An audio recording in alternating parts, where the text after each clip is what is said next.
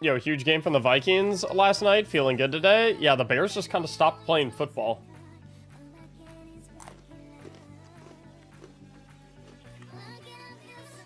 So that was something. Dark Griffin, thanks for the 26 months. So with my full relapse with D2, are you going to do Void Hunter Omnioculus build 4.0? Death? Taxes? Mactics Omnioculus build in the new expansion.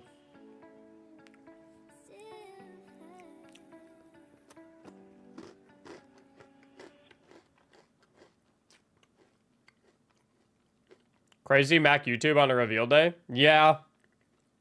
I tried to do... On, like, big days like this, I try to stream on both platforms. Is it real? What is it in this context?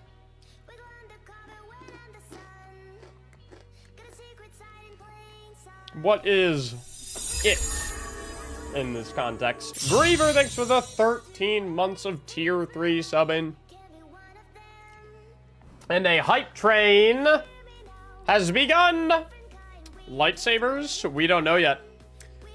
We will know in 29 minutes? Is when the reveal starts, right?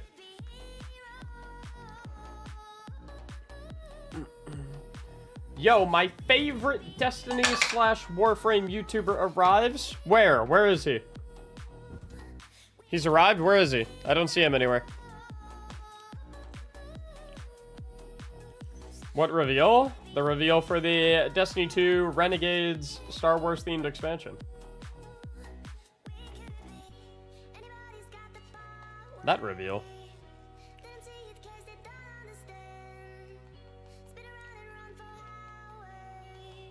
Hear me out. Ergo some Spirit of Dragon, Spirit of Coyote on Hunter. Yo, put it in the Will It Build channel, bro. Will it build? I want to make so many builds today. There's already like 4 builds that I want to make. I already have 4 builds in my brain that I'm just kind of like... The lightsabers should be a ornament for the swords. Really? I feel like people would be upset about that. If the lightsaber is just a cosmetic, I feel like people would be really upset about that. I feel like people would much rather...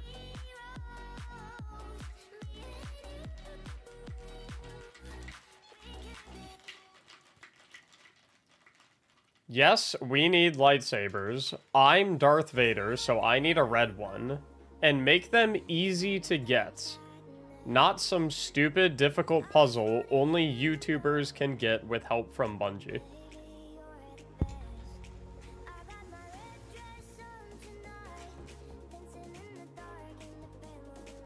Squally, thanks for the tier 3 for 16 months, bro.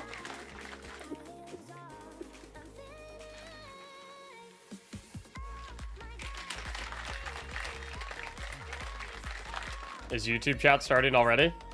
This is why I don't stream on YouTube that often.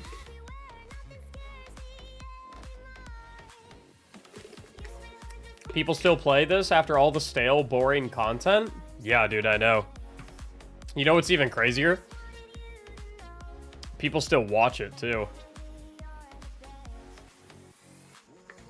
That's even crazier, dude. People still watch it. Can you believe that? Some people even go into chats to talk about it.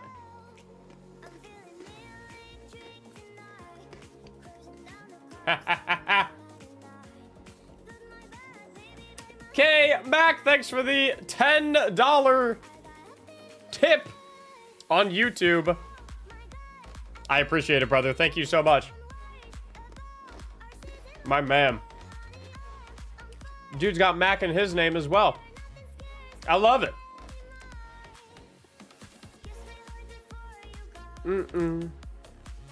I just came here to say the game is dead, not to watch. Well, that's the difference between me and you, brother. I invest my time into things that I enjoy. You invest your time into talking about things that you hate.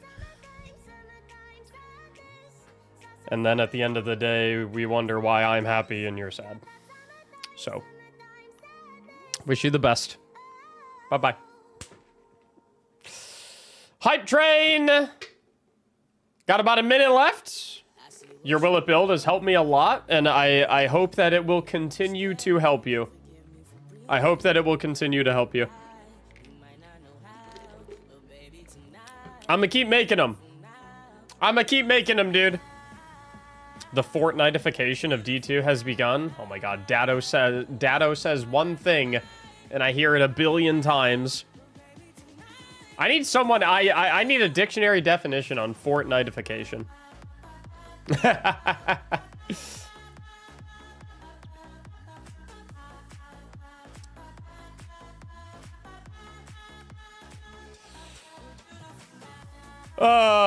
Bungie has gone live. Have they now? This hype train's looking dead, fellas. There's Bungie right there.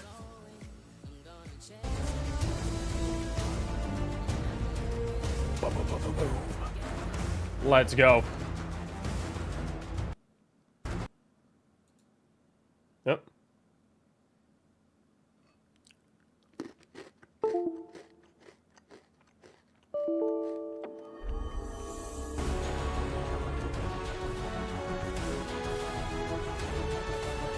That was weird.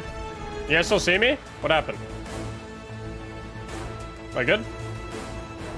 That was weird. It did not like that? Are we good? Dude, my screen just blacked out for a second.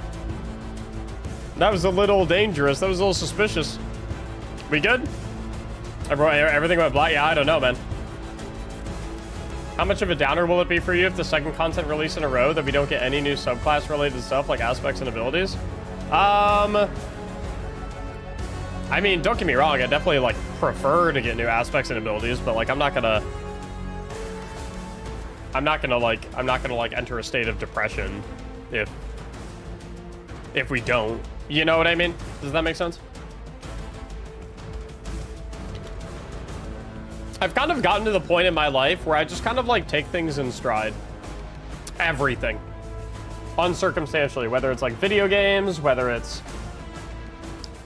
like work, whether literally anything. It's just like I've turned like almost exclusively into like an is what it is. It is what it is kind of guy. And I honestly like kind of try to find the good in everything as much as I can.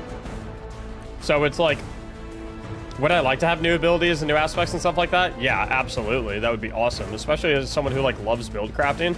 Like, I would prefer to have new aspects and new abilities over new exotic armor pieces.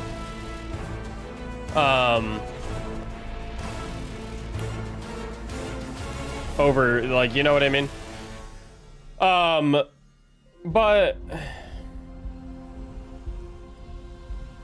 I don't know. Like, if we don't have those things, I'm just gonna try and focus on the things that do come in the expansion that are fun. You know what I mean? Don't forget, without us, you would be nothing. I'd actually probably still be working my software development job.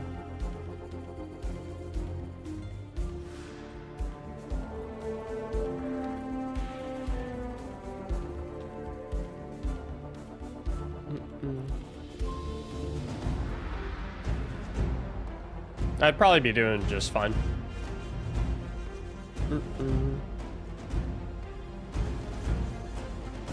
And in terms of being like a streamer and a content creator, I would be nothing without my community. For sure. Totally agree. But people who say things like that and try and weaponize their support and be as rude as you are not a part of my community. So without my community, yeah, I as a streamer, I am nothing. Without you, though, I'll be just fine. Why would someone say that? Because people who are unhappy like to project that misery so that people are unhappy with them, as opposed to trying and like look within to figure out what is making them unhappy and dealing with it, because that's like kind of scary.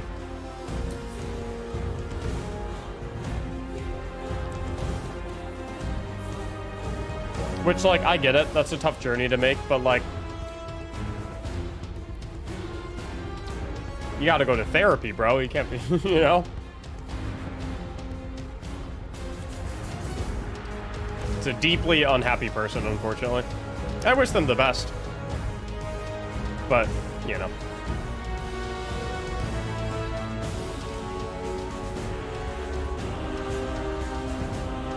Dude went from a person who,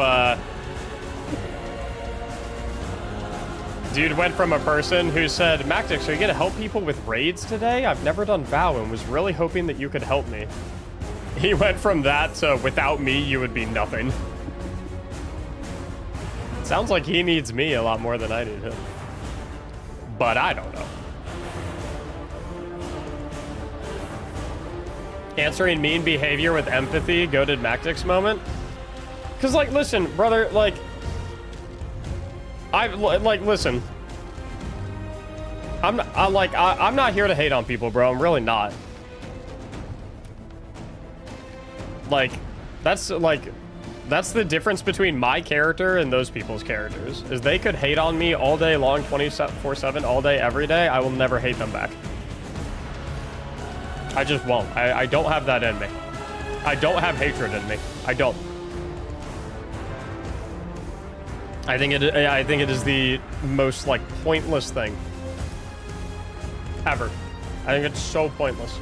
It does nothing. It accomplishes nothing. It actually does the opposite. It just holds you back. This is not me, man. Never will be. Grew up watching you from way back in, now trying to carry the same messages you do. I appreciate that, Ash.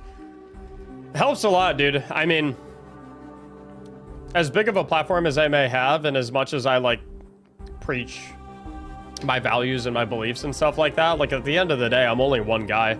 Can only do so much. So to have you guys out here in my community, to have you guys out here, you know, preaching all the same stuff, you know, treating people with kindness, being good to people, not hating on people, trying to find the good in everything, it helps significantly. You know, and I appreciate absolutely all of you. I appreciate absolutely all of you so much who do your best to try and, you know, spread that same idea around as well. Hate leads to suffering. Dude, it really does. It's actually like kind of crazy. It's crazy, dude. Woo!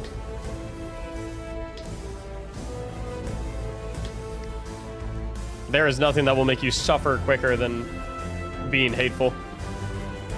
It's so tiring to be so upset all the time. Exhausting.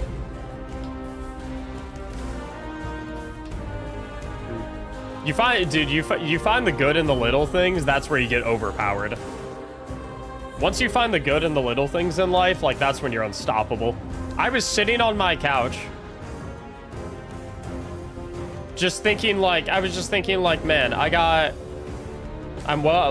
sitting on my couch last night. I'm thinking I'm well fed. I got a beautiful home. I got a beautiful wife. And I get to enjoy a little football right now on a nice Sunday night. Life could not be better. It's just like taking that time to, like, appreciate, you know, I got a game that I enjoy. I got, you know,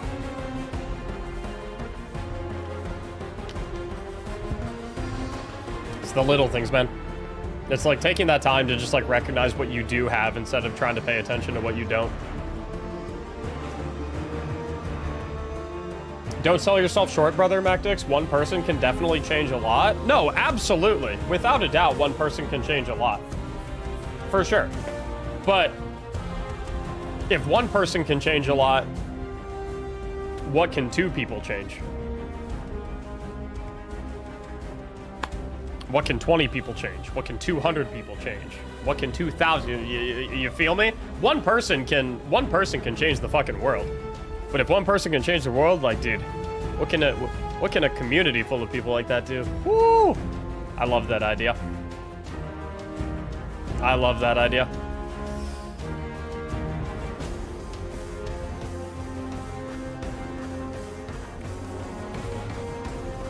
I turned my stress into strength. Don't try me today, dude. One of my favorite like quote styles is like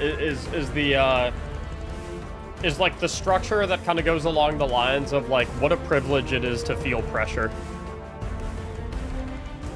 You know what I mean?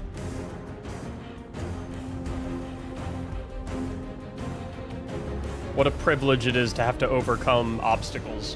What a privilege it is to like, oh, dude, what a privilege it is to be stressed. Like, ooh, I love that shit, bro. I love it. Turn your weaknesses into strength. That's That's OP. I love it.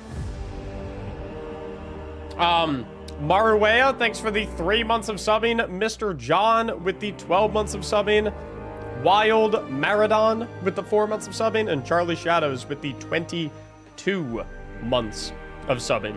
Welcome back, all of you. Thank you so much for your support. I appreciate it very much. Sounds like a Megatron. Megatron? Oh, I figured out what made that black screen go on. It's my Destiny game died. Why'd I say it like that? My Destiny game.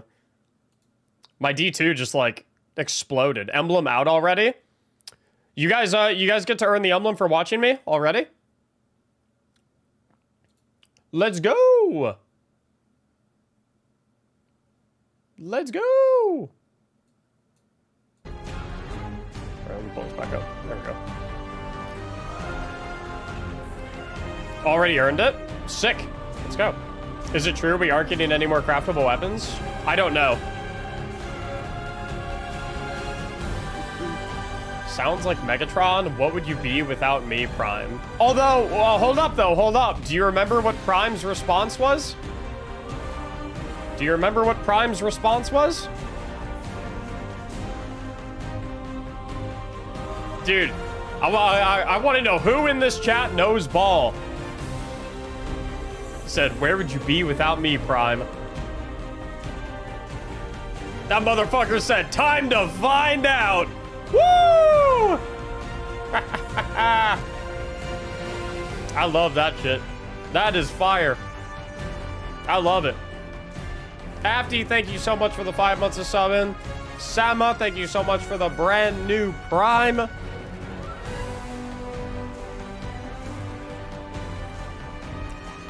One guy in my clan just can't stop hating on D2 even though he still plays it and says everything is trash almost every other sentence. Dude, I feel so bad for that guy. Because he would probably have a lot more fun with the game if he tried to pay attention to the things that he did like about the game instead of all the things that he doesn't like about the game. Because there must be things that he does like about the game if he's continuing to play it. Or he is genuinely addicted, which I also feel bad if that is the case.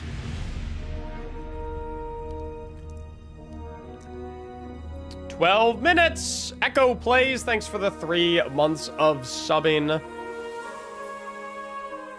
Imagine spending your time playing a game you hate. Imagine spending your time doing anything that you hate. Like, literally anything.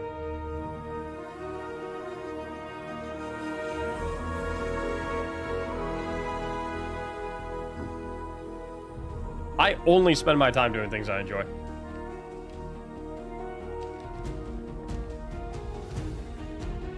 So when we watch you on Twitch, we get an emblem or we need to sub? I'm pretty sure this emblem is just for watching.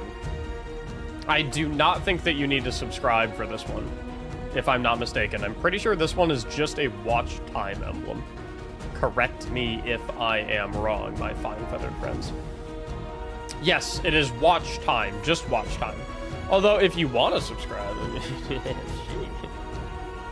yeah, no. Freeman, thanks for the 61 month. That is so many months. 61 months on a 61-month streak. You just lapped 5 years. What's up, my brother? And a tier 2. The CEO of tier 2s. You're so emo Ross. Thanks for the 3 months of subbing. Just watch for 15 minutes. Okay. Just watch for 15 minutes. Do you think it's a good time to come back and play? I think you will be able to answer that question for yourself in 10 minutes. Or, well, sorry. I think that you will be able to begin to answer that question for yourself starting in 10 minutes. I would say stick around, watch this, see what they have to show, and see if it tickles you in the right places. Or maybe even tickles you in the wrong places, you know? I mean, listen. Down for new experiences. What the fuck am I talking about? What?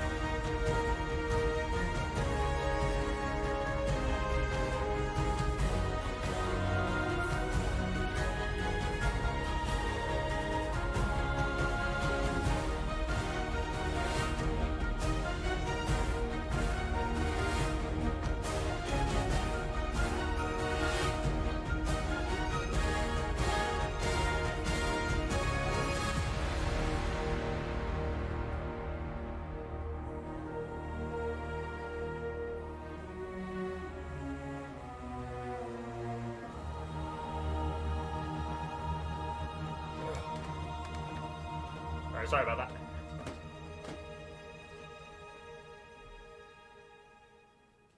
Had to do a brief. Research Center had to do a brief tactical retreat. Does anyone know if we'll receive an emblem from watching this stream? I'm pretty right. You guys said that you were getting. You guys said that you were getting the emblem from watching my stream, right? Predicts! Thanks for the tier 3 sub for 18 months. Appreciated very much. Welcome back, highest tier sub you could be. Yes, you can get it from watching my stream. Yes. You can get it from watching my stream. I'll change my title, in fact.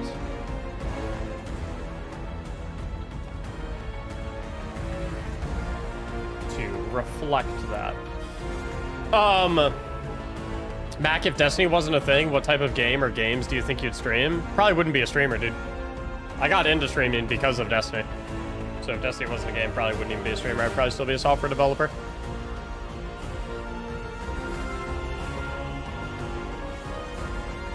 Which I'd be perfectly fine with that. I mean, I loved my software development job. Paid extremely well. I had a lot of room for growth. I loved the people that I worked with. I loved the work that I was doing. Like I loved working there. What software have you developed? Primarily mobile app software.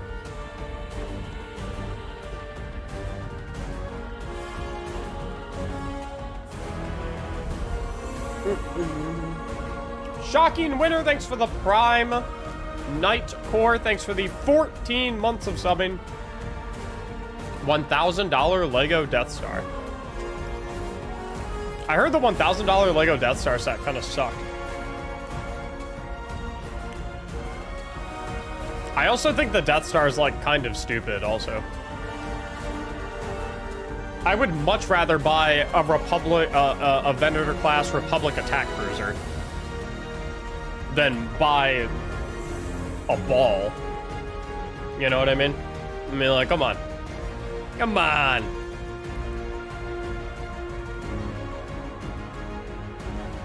Like, I'd rather have a Star Destroyer than a Death Star. You know? Snack Vendor, thanks for the brand new Prime. Star Horse Naysayer with 14 months. Optimus Saint with a gifted sub. And their very first time gifting in the stream. Welcome to the gifted sub club, Optimus Saint. I love me some gifted subs, I'll tell you what. I'll tell you what, this seems like the best watch party. The way I kind of like to treat watch parties is I try to make sure that I am quiet for as much as possible, because I don't want to talk over anything that they say. And I also, like, I try to be very balanced and very tempered with whatever is revealed. I am not, under any circumstance, ever looking to be automatically negative towards what they show. And I'm also not looking to be automatically positive towards anything that they show. Like I say, you know, just take everything in... I mean, you know, you guys see Twitter, you guys see Reddit probably. You guys see how many people say I'm a shill for Bungie, I get paid by Bungie, or paid off by Bungie or whatever, shit like that. Because I'm positive about the game, even though the game is in a really, really rough state right now. I'll tell you what, I'll promise you guys one thing. I am this way, will always be this way. I'm gonna be negative about the bad stuff, but I will absolutely be positive about the good stuff. If I see something I like, I am not gonna be quiet about it.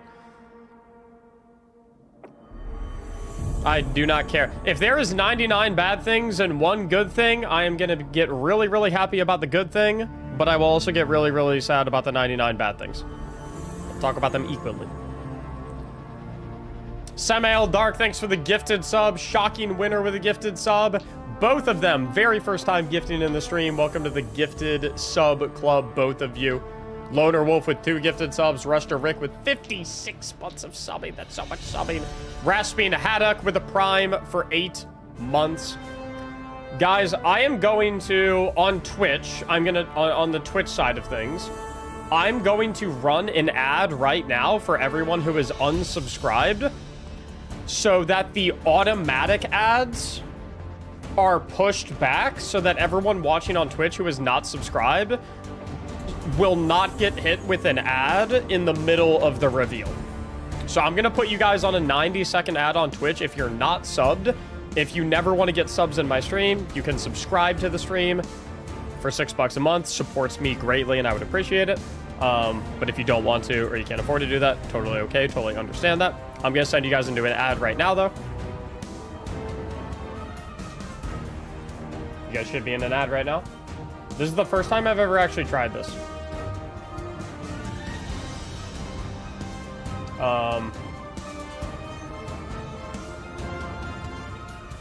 I don't know if it actually worked. I don't know if they're in an ad or not.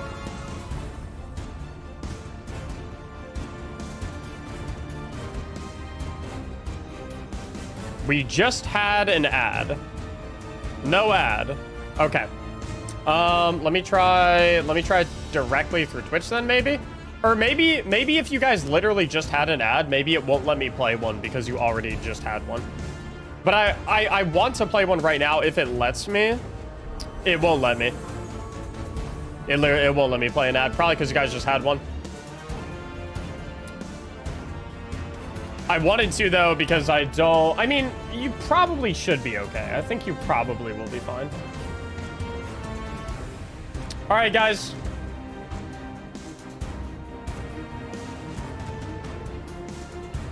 Let's,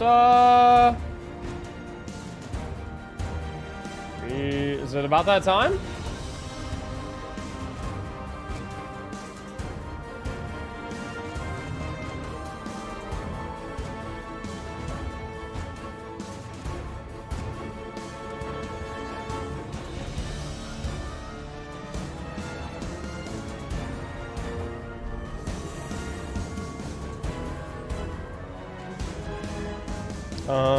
Why?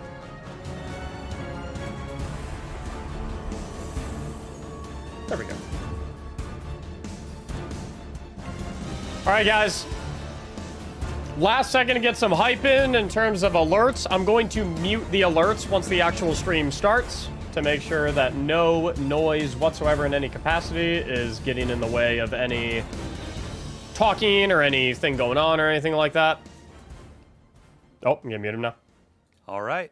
Hey everybody, hey Guardians, welcome. My name is Dylan. I'm going to be your host today, and happy 11-year anniversary to Destiny 1's launch. I wanted to make sure to cover that at the very top because If volume needs to be louder, let me know. Mind melting. 11 years of Destiny. Had no idea we'd be here. Today we have a ton to talk through, so we're going to rush through this. No, we aren't going to rush. But we have Renegades. We have some really cool stuff to talk about that's going to be coming in December.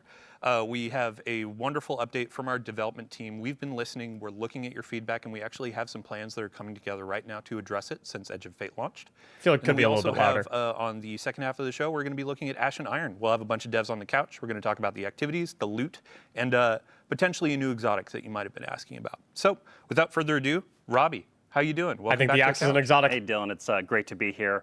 And like you were talking here in the intro, like we've got some really big changes coming based on all the feedback we're getting from the Edge of Fate that we'll talk about right after we give a little bit of a first look at Renegades here. I turned it up a little bit. Are we good? Right? There's a lot to get through, and there's a lot to talk about. So we're just got to Dylan and I are making sure we're going to get through it all. Or even so more. We've been hard at work on collaborating with our friends at Lucasfilm Games to make something that is like unmistakably Star Wars, but authentically a Destiny story and experience. And so today we get to start pulling back the curtain on that. Mm-hmm. And I'm going to embrace my inner Scarrow and ask, Robbie, is there a Vidoc? Yeah, so you all asked for it. You're going to get it. We're about to play a Vidoc. That is our first look at the Lawless Frontier. Oh, you're stepping Vidocs into a are world back? of criminals, shady deals, with an arsenal at your disposal that you'll only be able to find within a black market here that's emerged within Show me the Vidoc, show me the Vidoc. And so, yeah, let's take our first look at Renegades. Oh, Vidocs are back. Let's go. Thank you. Oh my God. Seeing how stunningly Star Wars it felt was electric. He's blocking bullets! I jumped into that walker and I just annihilated the encounter. Squeezing that trigger and He's in feeling an that blast ATST. just go off. It was like a whole new world opened up for me. There's something really special here that we haven't really done in Destiny before. That ignition, Okay. that hiss, that sound. Oh, it's like that. Okay. No, stay calm, stay calm, stay calm. Stay calm.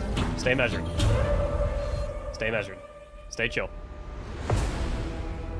We begin in the shadow of a prophecy that says our end is already written. It's here we draw a line in the sand, where we start the long journey to fight our fate. In Renegades, Guardians infiltrate a criminal underworld to save a friend whose past has caught up with him and disrupt the rise of powerful new enemies. Is that the Drifter? In special collaboration with Lucasfilm Games, we took inspiration from Star Wars to craft a one-of-a-kind Destiny story. Oh, dude, Renegades redefines what an expansion can be. It brings the grit, guns, and glory of a space western to Destiny. But Renegades isn't just about power. It's about what you're willing to risk to change the future. Whoa. That looks kind of funky. That area. The Wait, folks at show me that again. Lucasfilm were such great collaborators. They understood that in order for this to work, we had to find where the Venn diagram of our two stories meet. Themes of underdogs rising up against something much larger than themselves. Themes of hope. Those little places in that Venn diagram were the ones that really helped us find the story that we want to tell together.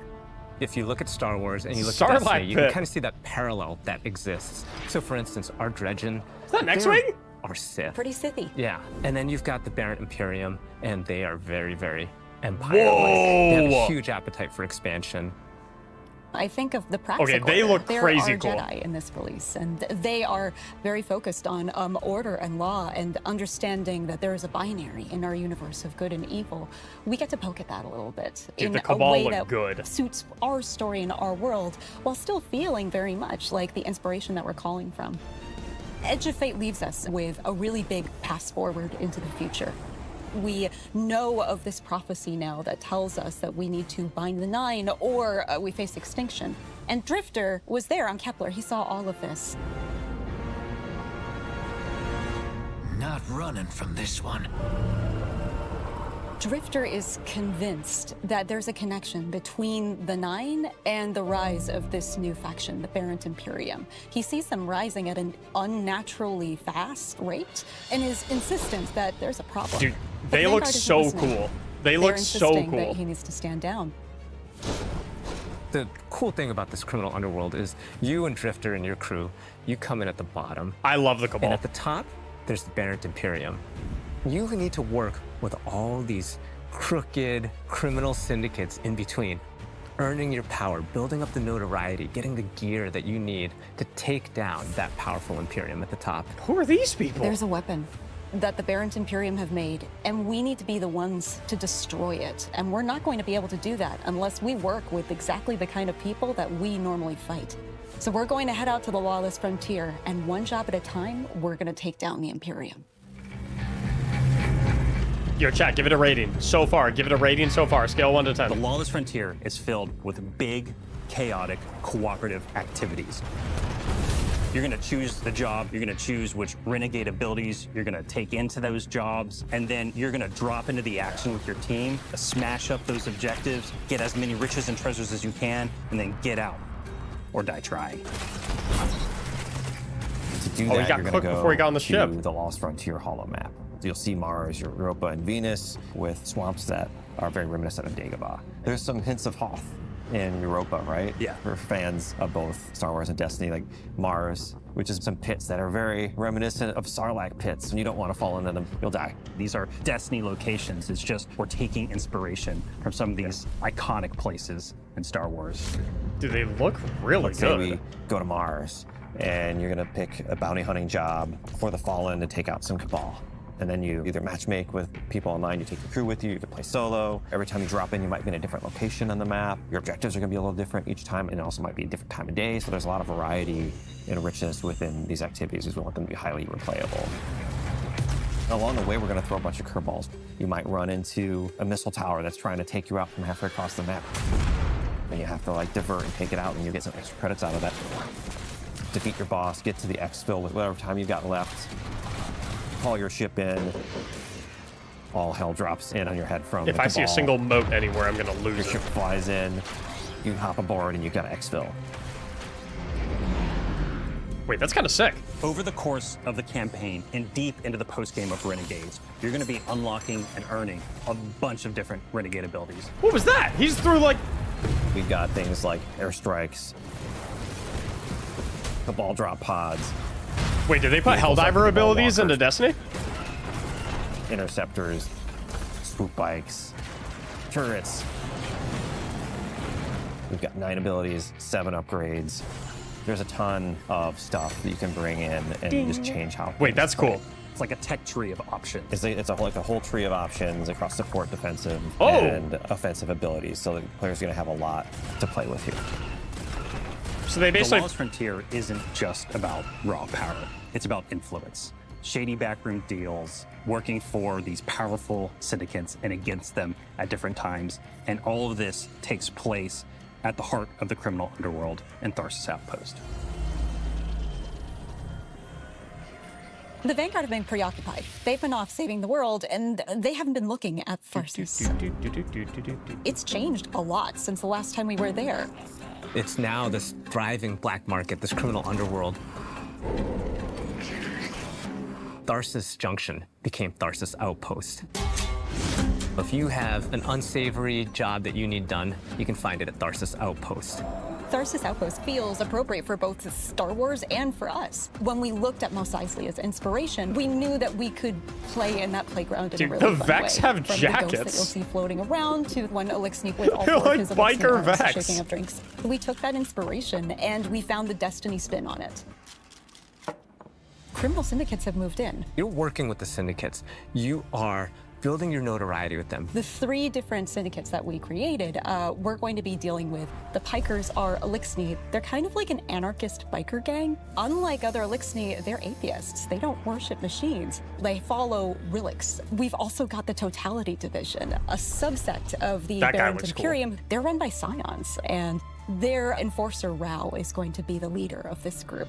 And we've got Tharsis Reformation. Okay, that's the coolest They one. are a breakaway group from Maya's Vex. They're starting gambling to think right for now. themselves and figure out what it means to be an individual. They're starting to do gambling. crime. They They're, got- they're wearing clothes. Crime and Dude, wearing they clothes are humanized what all Vex. individuals do. We need to have new people to fight and new people to root for. And this was our opportunity.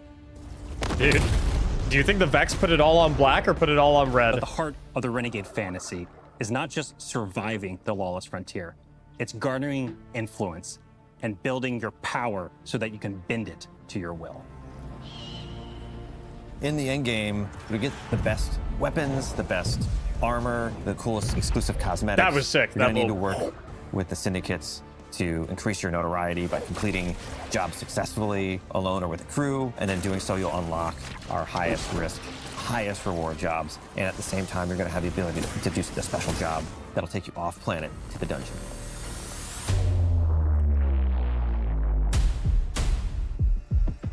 And you'll also unlock Invasion. That's right, Invasion is back. But this doesn't work like Gambit. It's opt-in. The invader has some initiative when invasion begins. This is more strategic. You scan the battlefield and you're like, okay, is this the right time for me to take the shot? And what's the right tool for me to do it? Do I use an airstrike or a vehicle? Do I use a couple walker? Just watch out for that double cross. Yeah.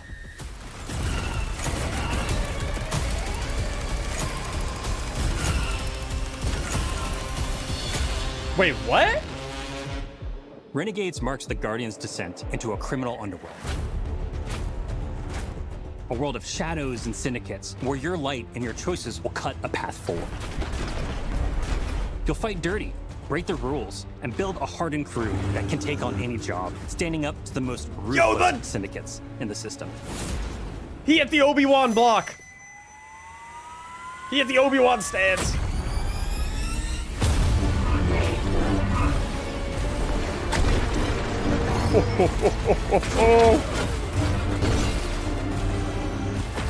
Even in the darkest corners of this world, there's still a glimmer of hope. Guardians will have to find their own version of balance between loyalty and survival, between power and purpose.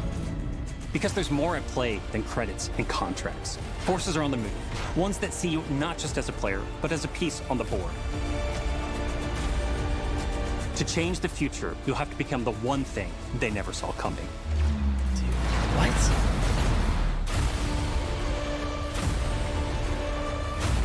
Who's that? Start the engines. Take off as soon as you can. Who are those people? What? Whoa, hold up. We're just gonna pop 2 brand new characters at the end and not say a word about them? Huh? All right, welcome back. Sorry, I love Vidocs. I gotta stop looking at chat. Let's get the show on the road. Always do Vidocs. Pre-orders for the new Renegade Standard Edition start right now. And we actually have some added bonuses. Even if you pre-ordered the, what do we got? Year of Prophecy Edition, we have 2 additional cosmetics that are going live today with the patch. The Starside Introduction Emblem and a new exotic ship, which we call the Renegade Leader. You're gonna see it on the screen right now, and I'm gonna ask a silly question. What are we looking at? I mean, I think we're kind of looking at something that looks like an X-Wing here a little bit, maybe a little red leader action. So, I mean, this is one of our homages, right? That's the team had a lot of fun with. So we wanted to build like an iconic ship, Dylan, that kicked off the road to Renegades here over the next few months. And what's cool about this is you're actually going to see your ship, whatever ship you have equipped, that's going to be flying by when you deploy your Renegade abilities in the Lawless Frontier. And also, you're going to be using your ship to go between different areas within the Plaguelands here in the Reclaim activity that's launching today as well. Awesome. So with pre-orders talked about, let's dive into the Vidoc. Robbie, where are we starting? Yeah, so I think it's like probably best. There's so much like to do a really kind of quick overview of what we looked at here. So Renegades thrust you and your crew into the heart of a lawless frontier that's emerged around Mars, Europa, and Venus, all new locations across those places. And you're trying to keep up with Drifter, ultimately, who's chasing startling visions of calamity and rumors of a powerful new Cabal faction that's rising, the Barren Imperium. That Imperium's installed themselves as top dog in the criminal underworld, and Drifter's convinced that the Nine is involved with the Imperium's rapid growth. It wouldn't be the first time the Nine have meddled in the background and done some crazy things with Cabal-related enemies. Anyway, so to deal with the Imperium, you're going to take on the role of a renegade. As a guardian, you're going to smuggle, sabotage, bounty hunt your way to the top of the lawless frontier, and that means you're going to be working with the shady syndicates to build your influence within Tharsis. But ultimately, like this is for the right reason. You're being the bad guy to do the right thing because you can't really ignore this prophecy of extinction. You're being the bad guy to do the right right thing. So, I mean, you mentioned Drifter. We have a pretty stellar cast here, and there was a new character that we showed off in there. Yeah, we Never showed get one of our new yourself into a pickle characters. with that one, That's right? a new member of your crew who comes from the Praxis Order, actually. And they've been tasked with tracking down reports of dredging activity across the Lawless Frontier. And they've also been tasked with keeping an eye on Drifter because he's been seeing and saying some crazy stuff lately. And this is all being done in defiance of the Vanguard. So this Praxis Order is kind of here to kind of be oversight of everything that's happening. We've got a bunch of new villains too, alongside the criminal syndicates and their bosses. And we just don't want to spoil too much right now. We're going to have more on the story closer to launch. All right. So we've got smuggling, sabotaging, bounty hunting, wearing clothes, doing crime. It's important. Let's talk about the gameplay. Yeah, so being an individual means crimes and clothes. We've established that. Yeah, going forward. So one thing to like make sure is clear here, like in the campaign that has a bunch of story missions, it's going to introduce you to also the jobs that you'll be taking in addition to those story missions within the Lawless Frontier. So you'll be kind of climbing the ranks of the criminal underworld here because the syndicates are not going to trust you out the gate. You kind of have to garner influence with them before they're going to help you out in dealing with the Imperium. And so then at the conclusion of the campaign, once that Imperium's chokehold is kind of loosened on Tharsis and the Lawless Frontier, you unintentionally kick off a turf war between the three syndicates because now they're all vying for power because you kind of toppled the top dog of their power hierarchy. Yeah. And so let's talk about this. In December, the Lawless Frontier is coming. It's not just like a concept. It's Dude, an that activity. looks cool. Yeah, and I know we're showing something on screen right now that like is like when you go through this like daily ritual of dealing with contested territory, you'll be able to like target the syndicate you want to kind of like take down in that moment. But ultimately, the Lawless Frontier is a new activity where you'll be carrying out a variety of those missions, those smuggle, bounty hunt, sabotaging. I think you kind of can tell what they're going to be all about just with the name of them. And this is you just partnering with and against the syndicates. And so it's fast, it's tactical, and it's going to throw a ton of enemies and a variety of objectives within each of these jobs at your fire team in new locations across Mars, Europa, and Venus. This is all about big, chaotic co-op action within the Lawless Frontier. Yeah. Cool. And then when you're working with the syndicates, like I expect to be paid when I take on a job. Like, Sure. what are they going to be giving us? Every criminal does. Yeah, right. You know what I mean? So, well, like one thing just to like talk about at the top because Tom and I are really excited about this, the creative lead on Renegades. The Cabal have been dropping pods on your head for like 8 years now, something like that. love that, Vex. And so with one of our Renegade their abilities, we jackets. kind of get to turn the table on the Cabal and drop one on them. It also supplies you some ammo and stuff too, some nice convenience there. But the campaign ultimately like introduce you to a number of these abilities.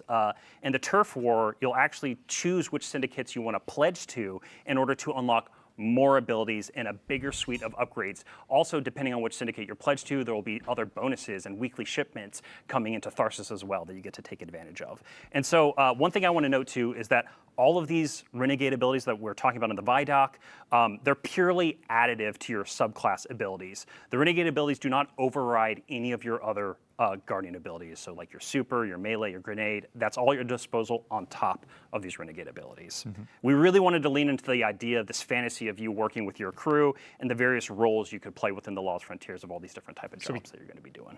Kind of have new And then abilities. I have to give a shout out to James Sy. He's frankly one of the biggest Star Wars nerds I've ever met in my life. But he was talking about the blaster and that feel the first time he shot it. Like, let's talk about him. Yeah, I love that blaster, and because like my personal joke is it's like Forerunner at home. It's kind of like a legendary version of that exotic, and it just feels fucking incredible. Oh, sorry, it feels incredible. Whoa! Excuse me, for kids at home.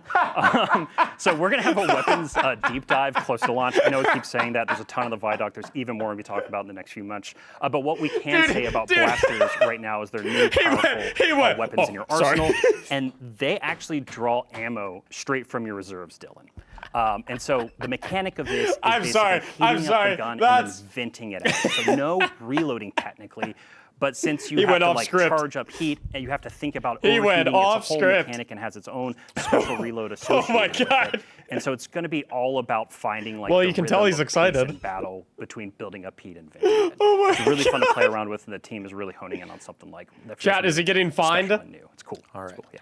So we're not going to go too deep on campaign because spoilers. We want to let players discover that. We've talked about the Lawless Frontier, but one of the components is invasions. Oh yeah. So you're going to unlock Invasion as part of that turf war we've been talking about. And the syndicates are like reaching out to you and they're giving you contracts to play Hitman against other Guardian crews. So it's 1 versus 3. It's you versus a Guardian crew on the Lawless Frontier. And like we said in the Vidoc, Invasion is 100% opt-in for both the invaders and the defending fireteam crew. But don't worry, because all of the difficulty modes, there's always an option that is available to you if you don't want to engage in Invasion. Yeah. We want to make sure Invasion that, purely even though optional some people thing. love that PvE chocolate mixing with that PvP peanut butter, we wanted to make sure that if you didn't want to do that, there's always an option for you PvE to chocolate. do something else in the Lawless Frontier. And then if you do opt in, though, there's more rewards or incentive, right? I mean, yeah, you're like asking, you're basically saying, hey, Fireteam, I'm open to having another Guardian come and wreck shop and mess my day up, right? And so you're taking a higher risk, so therefore there's a chance of higher reward depending on how you handle that. So you have like regular invasions where it's impossible so to get that invaded, covers, and then you have like effectively, we do have a dungeon. We showed a little tease, but again, risky no spoilers. invasions We'll where let you discover can that get on day one. invaded. Let's talk but about the you last get way thing better that stuff. players may have seen, or the first thing, honestly, we saw chat blown up. Let's talk about the saber. Right. So, yeah, this is Destiny's homage, right? It's our love letter to the Star Wars lightsaber. And we're calling it the Praxic Blade. Again, we'll be sharing a whole lot more close to launch. I'm really sorry. I feel That's like a parrot hard. right now just saying the same thing. But what I can say is that the Praxic Blade is going to be highly customizable in both gameplay and visuals. And so there's going to be a ton of parts and components that you'll be chasing and discovering throughout the Lawless Frontier, within the turf war, within the dungeon itself. And this is all about kind of making the Praxic Blade your own. And you saw it in the Vidoc, but the blade really does feel truly exotic right now. You can do things with it that no other weapon can customizable do in in Destiny. cosmetic I really can't and wait to players gameplay. get their hands on it here in a few months. Awesome. Yeah. Well, that's it for Renegades. We have 2 more big subjects to go through today. So thanks for running us through that. Of course. Our next section is going to be all about quality of life. It's going to be about a lot of the feedback that we've been seeing in the live game since Edge of Fate launched. And then after that, we'll be talking about Ash and Iron with another Fellas, cast of I'm devs to scared. talk about a I'm bunch of cool scared. I'm stuff. really scared. So, ultimately, we have quite a lot coming over the next few months. We're going to be talking about a bunch of high-level goals, objectives, some of our philosophy. We do not have a roadmap today, but we will have a roadmap in the next few weeks outlining our road to Renegades, which I've been calling it selfishly. So we'll figure out a fancier name for it at some point, but let's dive in. I think the first thing that I want to talk about here, let me get this up. I mean, ultimately, this feels like we're having a mini community summit on stream. But let's talk about rewards. Let's talk about the portal. Let's talk about power. Let's talk about the climb and the feedback that we've been seeing. Yeah, so to do a little bit more table setting and framing here, like we said at the top of the stream, we've been taking a lot of this feedback to heart, right? We've been faster we've been power listening very climb and intently. improved We've been rewards. looking at our data, and Dylan, we know we need to make some changes, right? And so this is what this whole next section is going to be about. We're going to talk about a ton of stuff. Some of it, a little bit of it is going to come from Ash and Iron, a lot more in Renegades, and then even more in the future. And so coming back to the power climb, we want it to be faster, we want it to have improved rewards, and we really want it to highlight new and aspirational activities when Renegades launches. And so that means looking at the Renegades campaign and the Renegades jobs and the Lawless Frontier and the activities you do there, and making sure that they both feel like great sources of seasonal power. We know with the Edge of Fate, after you completed the campaign on Kepler, that there's a bunch of cool stuff to do and some rewards to get, but it didn't fit into the seasonal power game, right? It didn't feel like it was a viable path. And so these big chaotic fire team based jobs that we've built and all that variety we're pouring into it is going to be this engine to climb seasonal power. If you're just loving that activity, you're going to be able to spend an enormous amount of time there. Yeah, and you touched on aspirational content. So when we look at it, you're doing the power climb, but you're looking at the end game, and our raids and dungeons are a part of that. Yes, they are. So we are making sure Indeed. There's 2 approaches we're taking and a bunch of work that's going to come out of it. So our focus initially here is going to be on the new raid and dungeon content in this conversation. So that is Desert Perpetual, the Epic Raid here in a couple weeks, and then the dungeon releasing with Ash and Iron. And so we want to make sure that those are more dependable sources of power, both from weekly challenges, some of which that are going to happen in Ash and Iron, but then also we're going to be looking at the power drops that come when you're completing encounters and looking to see if we can adjust those and juice them up a little bit. The other big area, because what we're talking about when we say aspiration is like in-game. You're doing an in-game thing. I should be rewarded for that. So with the launch of the Epic Raid for the Desert Perpetual and Epic Raid and then the dungeon afterwards, we're going to make all drops, the base drops you earn in that content, tier 3. Yeah. Yeah, and it's ultimately attesting to like players got through some of the power grind, they went into the raid and they were seeing tier 1, tier 2 drops, and that didn't feel like endgame loot. So did not. We're making this tier 3 is the baseline, but then you can build up to tier 4 and tier 5 as you add more challenge, add more difficulty. Yeah, and sorry, I think we hit on it, but I just want to make sure. We talked about improved rewards, right, around some of the newer content that is coming. This effort, though, is also being applied across the portal itself. And so, Dylan, I know you and I have talked about it a bunch. We talked about solo ops, right? You mentioned Caldera. Yeah, let's talk about variety in the portal and more reasons or more variety. ways to play. They said variety. Exactly. They said the word variety. Part of that theory right here is just like that thinking is we just have to improve the rewards, right? And so a lot of what we're doing is going to be about bringing the baseline of the reward experience with Renegades up to that, closer to that solo ops experience, and also really incentivize playing in fire teams more because, hey, we know Destiny's feeling lonely right now if all you do is spend time in the mines, right? And so we want to do a much. We know we need to do a much better. What about legacy raid the other just to go into that example, like we're talking about Caldera, it's a solo op activity, and players feel it is the most viable path to power. So a social game like Destiny, it is a problem where you feel like you should be playing alone for all the reasons. It's like, hey, sorry friends, you want to play raid, you want to play something else? Sorry, I'm going to go into Caldera and play alone. Yeah, we want to address that. We want to make sure Destiny is social, fun to play with friends, really bad, while still maintaining, hey, as a solo player, you can absolutely hop in, but we aren't going to make you feel worse. So example there too, we said, hey, we're going to tone down Caldera and solo ops.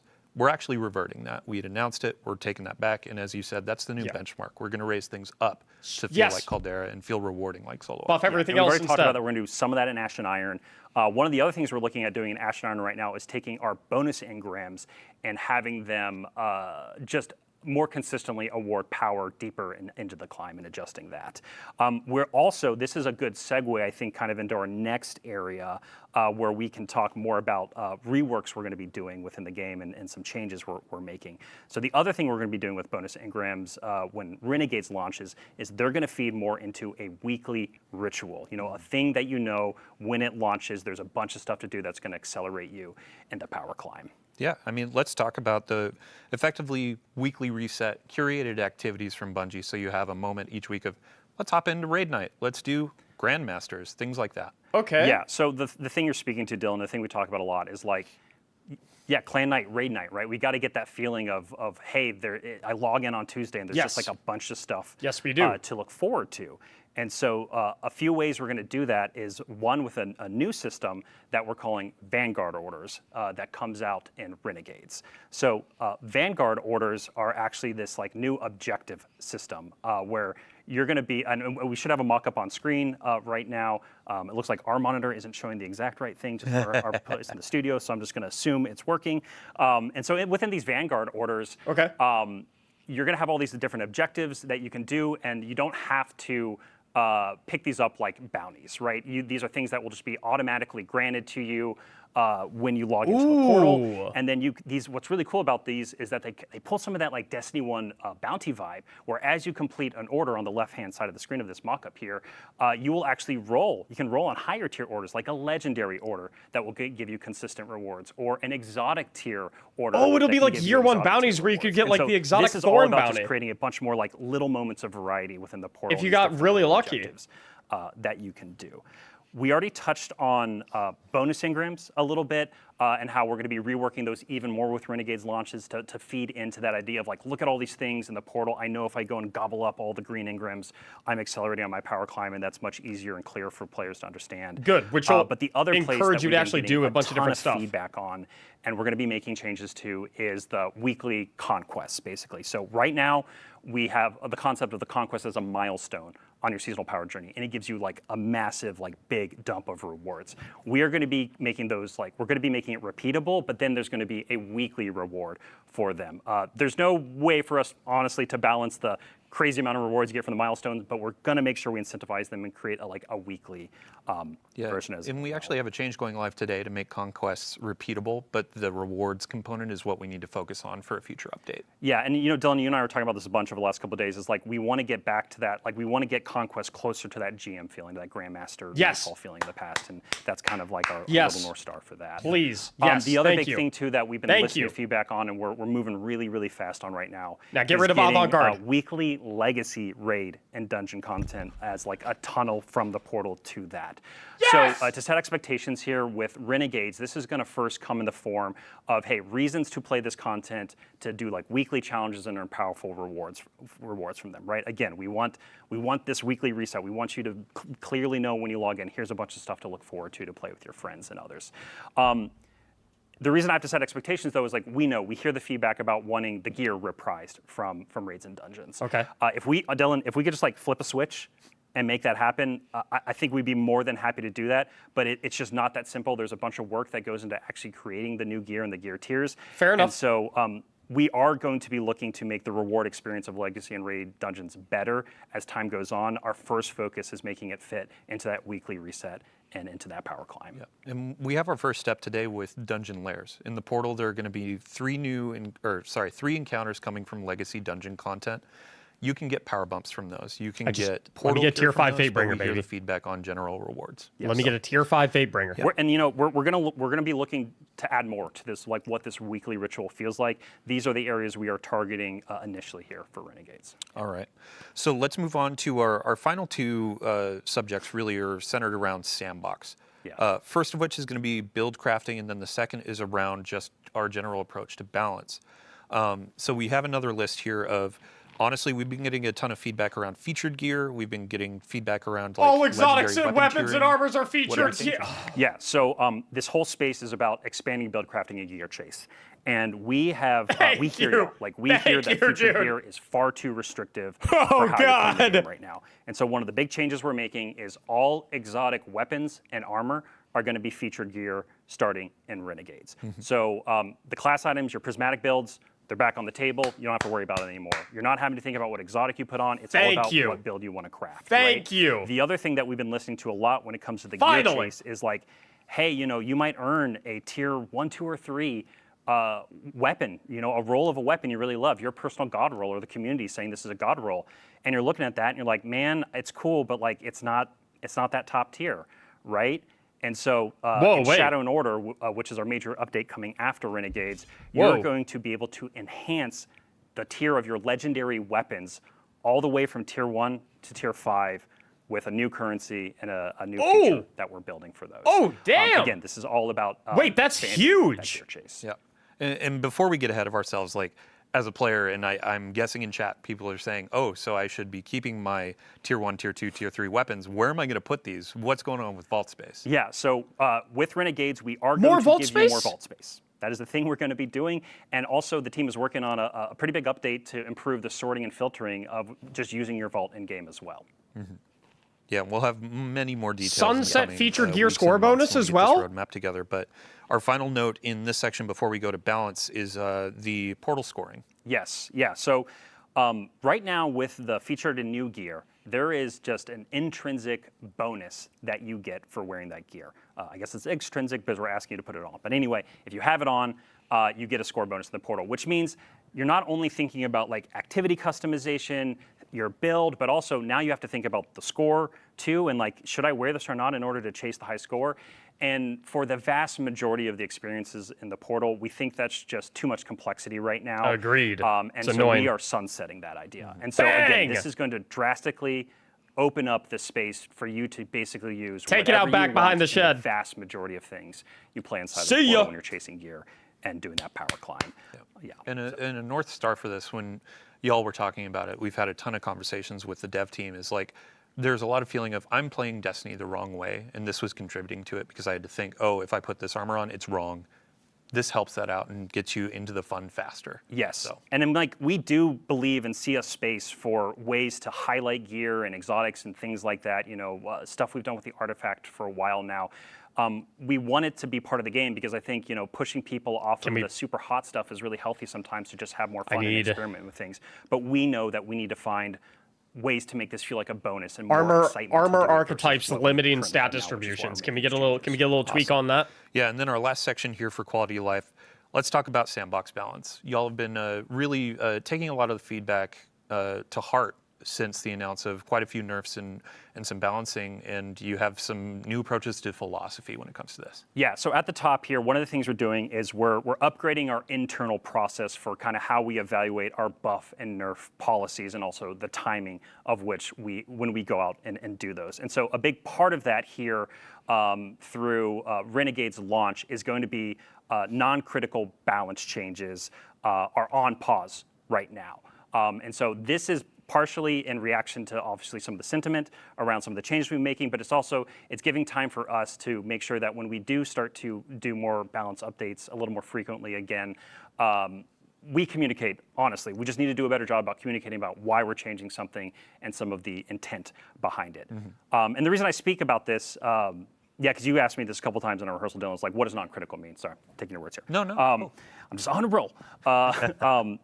We really want to make sure that we're still making balance changes, or, you know, if we have to ban something for that epic raid race or the dungeon race that's going to happen with Renegades, right? The quality of that experience is incredibly important to us, and we know it's incredibly important to y'all. And so, again, we're putting a pause on nerfs and balance changes for now, but if we really need to change something because it's critical for those upcoming events, we'll make changes. Yeah. And ultimately, it's like, there's some things where you watch somebody go on a Titan and kill a raid boss in 2 punches, like, that's critical. That needs to be toned down or balanced around. But other things, like, we actually have a list here of, we announced some tuning changes or nerfs that we're going to be reverting. Last week we were talking about Grand Overture and Queenbreaker. Yeah. We're reverting the changes there. Yes. And then we had some reworks to exotics like Stronghold, Chromatic Fire. We're going to be reverting those. And then as a part of this new initiative where we're looking at our philosophy, reevaluating how we do these things, we'll be looking Stronghold how is we approach saved! it and how we communicate it. Yes. So exactly. cool. And then final note to end on a high, honestly, like we've been talking about nerfs and all that. Let's talk about buffs. Yeah, of course. Yeah. So we've got some buffs. We've been working with the gameplay team around some supers strand buffs and subclasses that are going to be coming. Some with Ash and Iron here in October, but then also in December with Renegades. And I think you've been talking with them a little more closely actually in the last 24 hours. Yeah. Big thank you to Ben Womack, Eric Smith, Sandbox team. A couple notes, like we saw a thread where folks were saying, hey, the original 3 supers that launched with Destiny 11 years ago, happy birthday. Yeah. They feel a bit undertuned. And I saw a note where it's like, Ward of Dawn, Titan Bubble, that needs to be brought up. Golden Gun. I know Warlocks are getting some ability changes. Are they buffing Titan Bubble? Changes coming very soon. And grenades and other things too outside of turrets. So we will have a full list over the coming weeks, and honestly, it may build. We need to get our roadmap together so we know exactly which hot fixes, updates they're going to be rolling out in. But yeah, we'll be as transparent as possible with you. So to really end it and get into the awesome Ash and Iron content, thank you again to everybody that's been giving us feedback. Thank you to everybody that's been playing and diving into all the changes. We know some need work, and we're going to be doing that. We've been listening, and now we're getting through the planning stages, and we're executing on a bunch of changes over the next few updates and beyond Renegades. So, Robbie, thank you for joining us. As we're going into Ash and Iron, we got to get the catch full of new devs. So, yeah. Thank you so much. Thanks for having me. And yeah, we're listening, and we're going to keep responding to the feedback. So thank you all so much. And yeah, let's get some more people on the couch. I've been talking too much. Yeah, you brought up Vidoc. We have a trailer. That all feels not. That's right direction. Yeah. The Conductor's forces are rampant to the Plague Lands. Is this the trailer we've already seen? We're sending you in to investigate and Good time to peek. Be ready for anything. The assault point.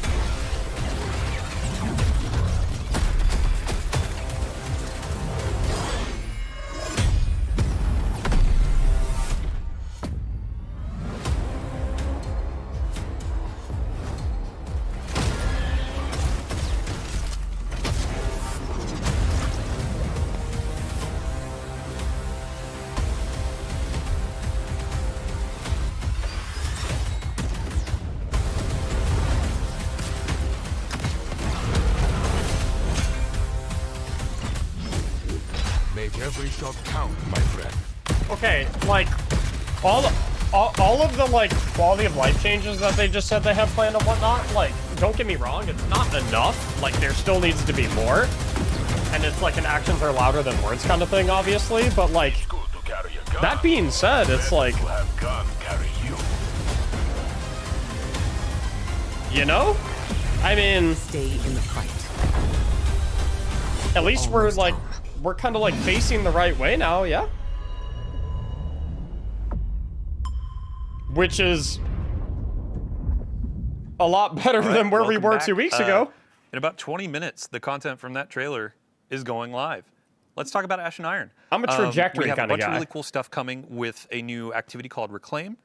We have a new introductory activity that's going to be giving you some insight into the narrative. We also have an exotic mission coming in October. Team's finishing up on that, and we're super excited for the weapon that's associated with that. And we actually have some updates to recurring events like Iron Banner, Arms Week, Festival of the Lost, and more. So Dude, without can you further imagine ado, if he was just like, hello, welcome oh yeah, to we're also our gonna do Wrath of the couch, Machine. wonderful developers. Some of you have been here before, but Noah, first on the couch, this is your first time. Yeah, no, I'm super happy to be here. Yeah, welcome. For folks to learn who you are, Yeah. who are you? What do you do? What's your title? Yeah, my name's Noah Pearson. I'm an associate sandbox designer here at Bungie. While my title is like officially working on the armor team, I do work in this guy exotic has armor Bife from time to time. vibes, But you find no? me more commonly working on the seasonal artifacts, like the one for Heresy, the current one for Season of Reclamation. Both those are mine. But I've also branched out and I've gotten to do a pretty cool exotic weapon in this release as well. Awesome. Next on the couch, That dude has Jerome, Bife welcome vibes. back. Thank you very much. Glad to be here. Yeah, really quick, let's get a summary. Who are you? What do you do? I'm Jerome. I'm a narrative lead, so we do the lore, we do the dialogue, we do the cutscenes, and we plan the overall story for Sick Destiny 2. mustache. Awesome. Last but not least, Clayton. Welcome Hey. back. I believe you were last here for Revenant and Into the Light. Yep. Yeah. For folks that may have missed out on those streams, who are you? What do you do? Yeah, so I'm a design lead here for the activities and events area on Destiny 2, and in the past I've been an activity designer or feature owner for activities like Onslaught or Coil or Seraph Shield. So it's been really fun getting my hands dirty in different types of activities and bringing those experiences to the players. Awesome. Thank you so much. So as we're diving through some stuff, we already have gameplay rolling. This is our new activity, Reclaim. But Jerome, let's talk about narrative. How are things kicking off? For sure. Well, Maya Sundaresh, the conductor, has somewhat overextended herself on Kepler during the events of Edge of Fate. And she foolishly tried to meddle in the affairs of the Nine and essentially assassinated 3 of the 9, which is Is that an the 3 exotic of- rocket of pulse? Earth. 3 being a single entity, right? Yes, exactly. And that's going to have huge knock-on effects for the people of Earth in physics and chemistry, and we'll hear a lot more about that in Renegades. But for now, Maya is somewhat depleted, right? And she is starting to lose control over her collective. She's starting to bleed individuals at the edges of her collective, and those are the pants-wearing, poker-playing Vex that you Duke saw. Rhyme. Yeah. Exactly. And so she needs to reassert control over her collective. And in order to do that, she needs a signal boost to maximize the power of her waning echo of command. And the best tool for that job is, of course, Golden Age tech. And the best place to find Golden Age tech is in the Vanguard Vault, which is why Ash and Iron begins with a defense of the tower from a smash and grab. Ooh, by Maya's wait, that sounds kind of forces, fun. Both Vex and conscripted Cabal, which you'll learn more about during the Defense season. of the tower. But like that's throwback gonna to be a start, but not sufficient D2 for her vanilla. plans. So she will need a fully functional Warsat network to really expand her reach. And there's only one place where you can find that, and that's in the Plaguelands, which is where most of Ash and Iron takes place. Awesome. So speaking of the smash and grab, when players first sign in for Ash and Iron, they're going to see a node that they can launch for the introductory mission. It's not auto-launched. You're going to select it, jump in when you're ready. But after that, you'll hop into Reclaim. Those are going to be some new activities. And Clayton, let's get a quick overview. What are players seeing on the screen? Yeah, so Reclaim is our new 3-player activity. It comes with 3 different variants. It has players, like Jerome was saying, going into the Plaguelands, stopping Maya's forces from taking Golden Age tech and reclaiming those areas, those territories. And so you notice that there's a lack of Fallen, but we, through our ambient combatants and our environmental storytelling, you'll know a little bit more about what has happened there, how Maya's come in and pushed them all out. You'll see some of them trying to fight back to get in because they think that's their land, right?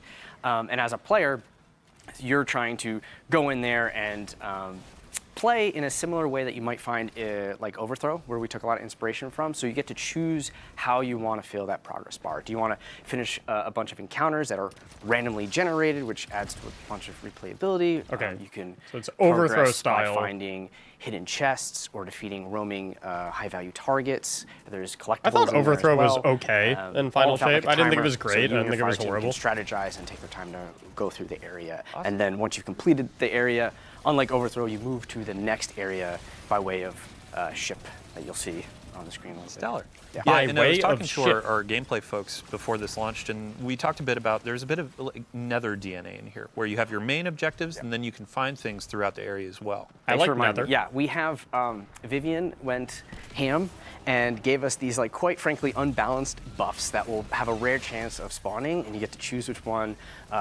One example is that if you choose it, you'll just be radiant and. What's the other? Radiant and amplified. Thank you. Yeah, just the whole time. So, yeah, have fun choosing between these. There's a buff, and you're just permanently amplified and radiant. Awesome. And when we're talking about collectibles, there's going to be some lore collectibles too. Wait, that's actually funny. Absolutely, we're continuing the pass forward from the previous expansion. He's got an axe on his back! Those lore drops will He has an axe on his players back! a lot about what to expect in Why is there an Renegades, axe both on in his the back? cast and the themes.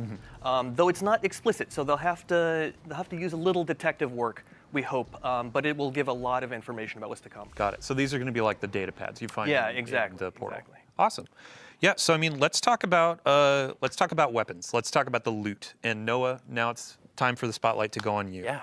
First up, let's talk about the exotic that's going to be in the rewards pass for Ashen Iron. This is going to be our pulse rifle. Axe. Yeah. So Noon Malpice is going to be our reward pass exotic for this release.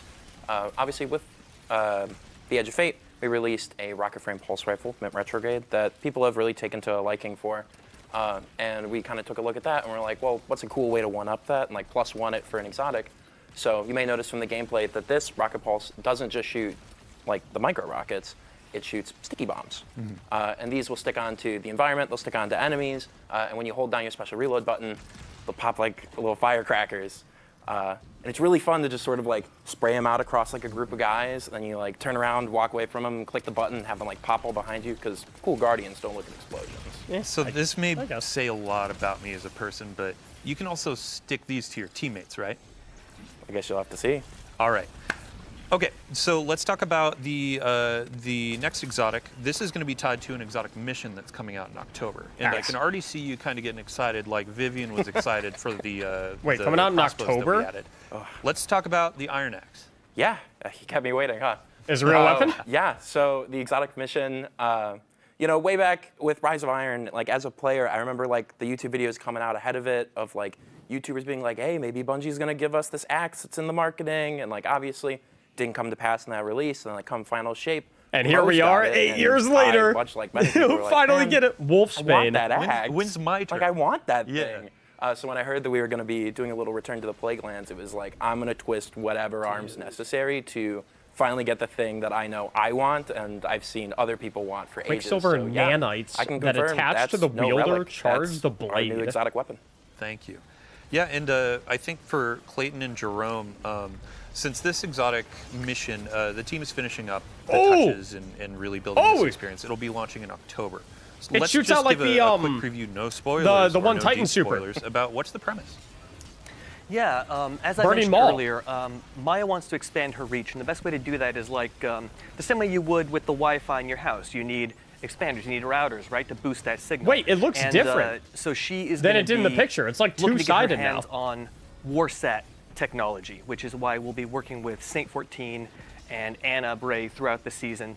Saint 14 is sort of our tactical expert. And Wait, they then gave us Anna, a Burning Maul nanite as- axe. With her association to Rasputin having all the subject matter expertise on Warsats. Awesome. And not to get too deep into spoilers, but you will be working with 3 of Kayatol's Scions specialists in the mission. So, Man, I can't wait. Yeah, October can't come soon enough. So Let's come back to day one. I keep checking my watch here. 10 minutes, 11 minutes until launch. We also have a slate of legendary weapons that are going to be coming out. We have some armor sets in the portal that are going to have brand new armor set bonuses, but we also have brand new weapons. And I know a couple of these things are kind of complementary to exotics. Yeah. So with Ash and Iron, we as Sandbox were like taking a look at some exotics we wanted to bring up, and we talked about Mida and Sturm getting some updates to bring them up to that modern parity. But like when those weapons came out during year one, they came with their paired weapons, and like during that time, it made sense, like have two primaries. That was what the game was. So when we were taking a look at like bringing them up to modern Sandbox standards, we were like, well, we should probably hit it for the paired weapons as well too. So we took a look at some of our other special archetypes, and we're like, what could we set up for this? So with this release, we've talked about them, I believe, in the TWID, but we are going to have a rocket frame Drang Unfall. And a new like lightweight Mida macro tool shotgun. Did you say rocket frame Drang? Her tools that kind of key off of being those paired weapons. So like Mida macro tool has Discord and Trench Barrel, and it was really fun to like run that with Mida. Because then you have like you pop a couple guys to get those. So like, if you do attachments Sturm onto Drang, Mida, you actually have a then special switch, you have weapon Discord now. proc, and you like slap a guy, and then you just start able to like pump into a bunch of dudes. And it's got the really cool draw animation from Did he just say pump into a bunch of dudes? Anniversary, so you get that cool like cowboy draw. And it's so fun to run around. And the sidearm is arc, correct? It is our we're second doing arc what in this rocket frame update? sidearm. It's got a pretty big mag size, so instead of one shot on this one, it has jolting feedback, which is pretty fun to plug a couple rockets into a guy and have them jolted, and then pop them with like a really powerful Sturm shot. Awesome. Yeah, and these are going to be added. So final through blows the of this portal, weapon reload and Reclaim is overflow gonna of be living bonus in the damage portal round in the into fire team Sturm. area, and that's where you're going to earn. Okay, some so you can of do like these. Sturm We also have rocket sidearm Crucible now. Ops is going to be the source of the shotgun, and then a couple other things as well that you'll discover in just a few minutes here. So let's move on. Our last conversation, or our last topic of the day, is going to be around events, our recurring events. And the first thing that kicks off is actually a new one to celebrate Reclaim. And Clayton, what are we going to be doing today? Yeah, dude, that pulse rifle does no we're launching with damage. New Territories Reclaim. It's a new standard event that will highlight a new activity. And so we do that with our daily challenges, weekly challenges, or it's for a week, so one weekly challenge, and then it has its own reward track Dude, that rocket and an pulse event looks home that you ass. can launch the activity from as well. Awesome. And then I believe it's next week, we also have Iron Banner coming back. That's right. So is that also going to have That one's an event brutal, home? dude. Yes, it'll have event home. I'll stick with the mint retrograde. Same slew of things where daily challenges, a weekly Sorry. challenge. You'll have your reward track. We have a hand cannon coming in there. We have an armor set, and you'll have your title and your triumphs as well. Yeah, I believe we redacted the new set bonuses for Iron Banner, but I've heard they're actually kind of quite fun. Yeah, pretty cool. Might want to hold on to it when you get your hands on that axe. Awesome. And then the third event that's going to be coming is Arms Week, Noah. Coming back, the first one was all centered around, let's look at hand cannons. We had the new shotgun style hand Iron cannon. Banner armor set's going to be melee and then with weapon this one, related, it's gonna maybe? be shotguns. Yeah. We're taking a look at shotguns this time around. So much like during the prior Arms Week, we will also have a cool slate of shotgun mods this time around. My favorite of which, when the designer who was working on them, Taylor Bjorndal, who was on the stream before, when he was starting to work on them, me and him were sort of bouncing ideas back and forth. And I was talking about like old rapid fire frame shotguns when they had like the really fast rate of fire. And I was like, I mean, what if all shotguns shot like that? And he like paused for a minute, and then I got the message, what if they're all just fourth horsemen? Oh, Bjorn, you mad scientist. It is really entertaining to take a slug shotgun and have it shoot that fast. Yeah, and we saw a lot of celebration with these volatile mods for hand cannons during that week. So with shotguns, we have the one that's effectively going to be fourth horseman everywhere. Yo, Chad, I'm But gonna we keep have it a couple a buck. more I don't too, use any of the we'll leave that volatile for mods players to ever. discover It's going to soon. be super awesome. Next up on the slate, we have Festival Lost is going to be coming back during Ash and Iron, and we have a preview of our armor sets. So these are armor ornament sets. Y'all voted on these earlier in the year last year, and we had to show Wait. them. They look Great awesome. votes. Are we just I getting cannot wait to cosmetic have armor? those Wait. roses on my shoulders. The Warlock. But with Festival Lost, we have some new activity content, correct? That's right. The Headless Ones have broken out of Haunted Lost Sector jail. Because of that, we have new activities. So we have a new PvE 6-player activity called Haunted Altars. And then we have a new PvP activity called Red Rumble. Hocus Focusing is coming back. It's going to be a 2-week-long activity. We have 2 new weapons, your Pies weapon. You'll have your reward track. 2 event new home, weapons? The whole shebang. I'm very excited. It is very fun to play in those activities. Awesome. So it's chaos. Just all chaos. Okay. And then the last on our list, so Jerome, we have a new event called Call to Arms that's going to be coming at the end of Ash and Iron. Can you give us a quick overview? Sure. We're going to be working with Devrim, Devrim K, who has been holding down the EDZ for the better part of a decade without a ghost, right? Doing it all in one life. And he'll be taking some much-deserved R&R in the tower and being our liaison to the foundries. We have to remember that most of the guns that the Guardian fires are designed and produced in the last city. Of course, we know that they're actually designed and produced here with the sandbox team. What do you mean? Cassoid's in-house. That's right, Mr. Cassoid, right here. So we will be working with Devrim to stress test the latest and greatest in gear from the foundries, and the Guardians that can push their gear the furthest and get the most out of it will reap the greatest reward. So there's a competitive aspect to it as well. Awesome. Yeah, I mean, when we're talking about this competitive aspect, the Call to Arms is going to be a ton of rewards, legendaries, some cosmetics for anyone to earn, but then we have kind of some cosmetics at the top for our hardcore, so to speak, to really earn. And Clayton, I think you were talking about a helmet? Yeah, we have a helmet ornament. It is fantastic looking. When you equip it, if you're in that top earner, you will have this like tail of flames coming from you. And much like the trial glows, these flames signify that you are a top competitor in this. So when I load into the tower, I'm going to see this guy with a giant fiery mohawk. And you know he's good. Okay, they were top of Call to Arms. Impressed and scared at the same time. Okay. But then we have some cosmetics, like I said, for just general players too. Like I believe there's an exotic ornament for the pulse rifle on the reward track, and a bunch of other things to earn too. So we have daily login rewards as well, and we have vouchers that will actually help set you up for the next so other people season. know you're good at the game. Okay. Yeah, well, thanks for the quick overview. We will definitely have more information in the Twit about this new event. And as we're going through Ash and Iron, we'll have an update before each of these events to give you a quick a recap of what we've been talking about today. So just to end it up as well, we have a brand new crossbow that's going to be coming in. So our first crossbow was introduced through raids. And this one is going to be through our events. To start, it's going to be a low drop chance from any of the events that we just covered. And then in Call to Arms, you can focus this thing to really hammer on getting those rolls. Okay. And Noah, what's the damage type on this? Yeah, so you might have seen it in the gameplay. It's going to be a stasis crossbow. And obviously, with a stasis weapon comes stasis perks. And I'm very happy to say that it does have chill clip, and it in fact does freeze in 2 shots. And oh my god, there's such like a fun play pattern of like you pop a guy twice with it, they freeze, and then if you have serrated bolts, you run up and you pull them out of him, and the serrated bolts do damage and cause him to pop. So you just like put him in a major, and you cause him to explode. I feel like it should freeze in one shot, no? And it was an oddly fun play it's a heavy pattern weapon. of just running around and blasting people that I got quite a few giggles out of in playtests. I can't wait. So again, to say it, today with our new territories event, you can get this to drop. It will be a low drop chance, but I feel like it over should the be. course of the I feel like rest it should of be the one season shot. with each You know, event, more chances, and then Call to Arms. I don't you know. can focus it. I feel like it should be one shot. Gear and really go hard for the role you want. And it has a holofoil. Rockets freezing too. And a holofoil and Call to Arms as well. So that brings us to the end of our show. So I guess so. Thank you all for joining us on the couch. Thank you all for joining us at home. We hope you enjoyed the Vidoc. The Renegades pre-orders are live now, and as we said at the top of the show, we have some new pre-order incentives that also apply to the Year of Prophecy folks that purchase that edition. Oh, and Wrath of the Machine. A new legendary ship, a new legendary emblem, and then, yeah, in 3 minutes here, we have Ash and Iron launching. So with Wrath thanks of the for Machine. coming in. Hope you enjoy the rewards. We'll have more details on our quality of life updates over the next few weeks and a roadmap coming soon. So thank you, thank you, thank you. Can't thank you enough. And if you want to stick around, we're going to be handing off the stream to Mactics. Good friend. He's great at Destiny. Sometimes I do question his PvP prowess, but love the guy. So thanks for joining. Have a good day.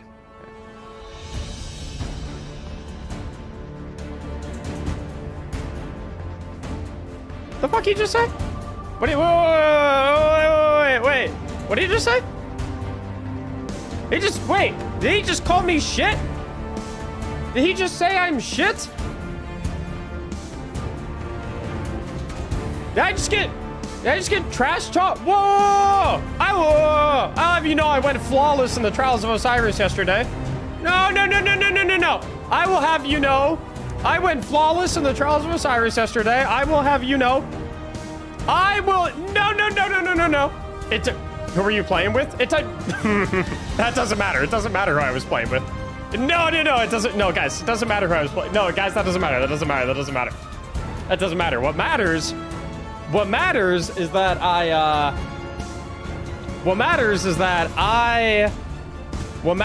was in the lighthouse.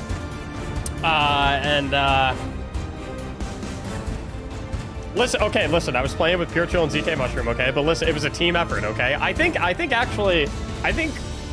we all had the same kill death ratios by the end of it, actually. If I'm not mistaken. You know, if don't look at this. Don't just trust me. Just trust me. Take my word for it. Okay, so I came back trying to explain himself. I mean, bro, I'm getting trash talked on the main stage. I gotta defend my honor. like, I mean, goodness gracious, he called me trash in front of the whole world. Yo, real talk, I am trash at PvP. I'm really bad. It's kind of astonishing. It's kind of astonishing how difficult it is for me to like point my gun straight. It's kind of astonishing. It's pretty crazy. I'm just like, listen, people in PvP, they move a little bit different than the PvE enemies do. That's all I'm saying. Patch notes are out. Do we have anything saucy in the patch notes? Do we have anything saucy? Oh, wait, are these patch notes or these are patch notes, right? Okay, I feel like we can look at the patch notes later, no? Probably get straight into the Ash and Iron stuff, yeah? Would be better.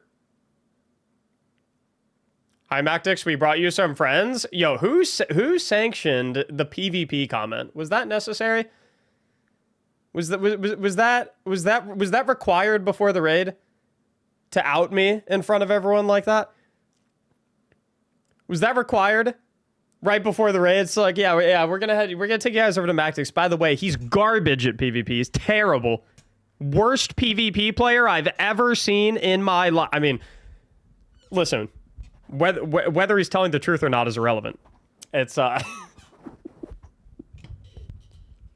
no, guys, real talk, if I'm being 100% honest, like look me in the eyes, I actually might be the worst PvP player in the world. It's pretty. I'm not hearing a no here. Don't worry about it. Don't worry about it. A little dig from DMG, challenge him. I'm 1,000% sure he would wipe the floor with me. I'm 1,000% sure. Listen, you guys need a PvE build. I've got you, okay? I've got you covered. You need a PvE build in Destiny. I have got you covered. In fact, we're gonna do some builds today, from some of the new patch or from some of the new changes that happened with the patch, right? So we're gonna do a couple builds today live on stream. Thinking like Strayan Warlock, thinking like a turret Warlock build because of the new changes where extra grenade stack gives you bonus damage on your Warlock buddies. Thinking maybe like a little Hunter Surturacne tryout thing because Woven Mail update. You need a build, I got you covered. Anything PvP related, never listen to me ever, no matter what, under any circumstance. There's a reason he said what he said. He was correct in what he said. Cat means I still need to update, right? By the way. Cat means I still need to update.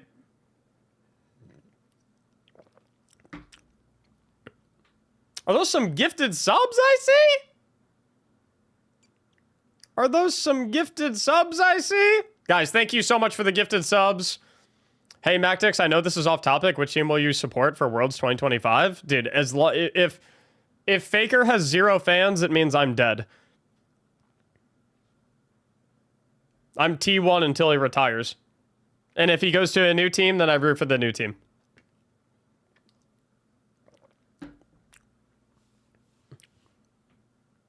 It has always been Faker. It will always be Faker. Okay, so while we update and while we get booted up, like, what's the... what's the vibes like? You know what I mean? What's the vibe? No NA love from you, Mac? Listen, I'm not going to root for an NA team just for the entire region to go 0-18 again. It's not happening, okay? I'm gonna root for someone who actually has a chance of winning a game. No shade, but like it is what it is, okay? Genuine, like I'm genuinely curious like what the vibes are like, because like I mean you guys know me. I'm number one. I'm number one Bungie biased boy, you know what I mean? You know me, I'm paid off, right? So my opinion, irrelevant, right? I'm curious what the vibes are like specifically when it comes to the conversation surrounding the quality of life stuff. Like talking about the like the portal changes and like the power grind stuff. And like where I'm currently sitting at right, download available. I just downloaded it, guys. I just downloaded it. I mean, they did raid you. Dude, you're right, bro. I'm never beating the allegations. Dude, you're right. Guys, I'm not paid by Bungie. Oh, we're raiding Mactics, by the way. Oh, fuck. In my defense, they did shit talk me right before they raided me, so it's like it's still 50-50.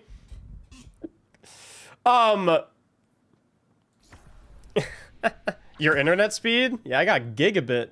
Don't you worry. Go to the store? Yeah, of course you guys want to see the store. Of course you guys want to see the store. Taken, knife, hunter. Ah!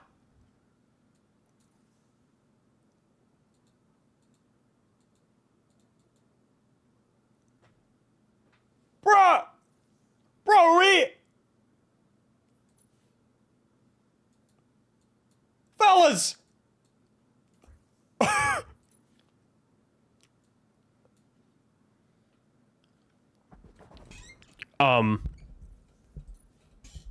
Is it time for the credit cards? Is it time for the credit cards? It might be. There's a small chance it might be time for the credit cards, ladies and gentlemen. It might be time for the credit. A slight possibility it is time for the. Hey, wait a minute! Wait a minute! Bungie just raided me. Yo, homies. Can I get a cut? Can your homie get a cut? I mean, I mean, listen. Listen. Can we get like a code Mactics in the silver store? I get a little cut. Yeah. Help a brother out. Dude, that set is crazy. Ascendant Flow Skimmer Pack. There's a Taken Skimmer. There's a Taken Skimmer. Wait.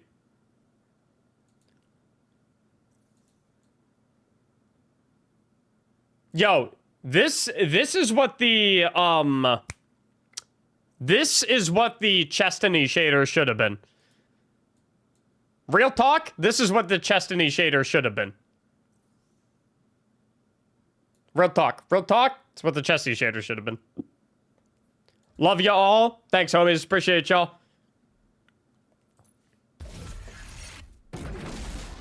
Oh, look at how the turns have tabled. Wait, can I boot up D1 with this finisher and go into the Taken King mission where you're climbing up the tower in the Cosmodrome to get the stealth drive that Cade had hidden and run up to that phalanx that blasts you off the ledge? And can I go do this to him? Yo, fun little story. I got my wife into playing Destiny way back in the day. I got my wife into playing Destiny after Rise of Iron had launched, and I took her through the Taken King campaign. And I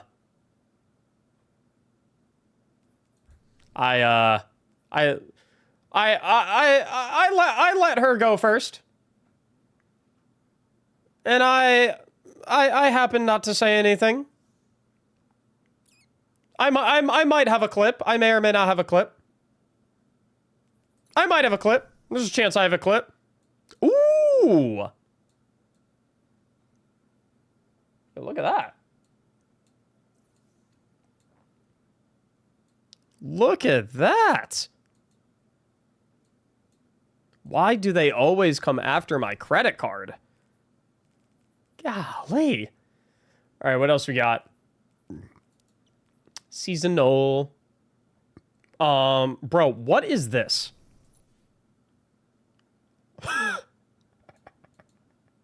Brother, what is this?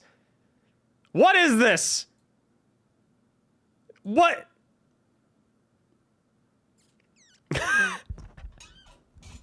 Bro, they said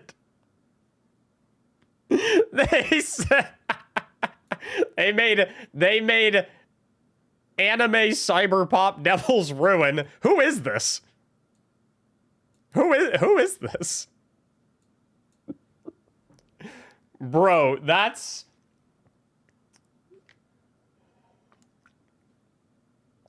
All right, that's kind of funny.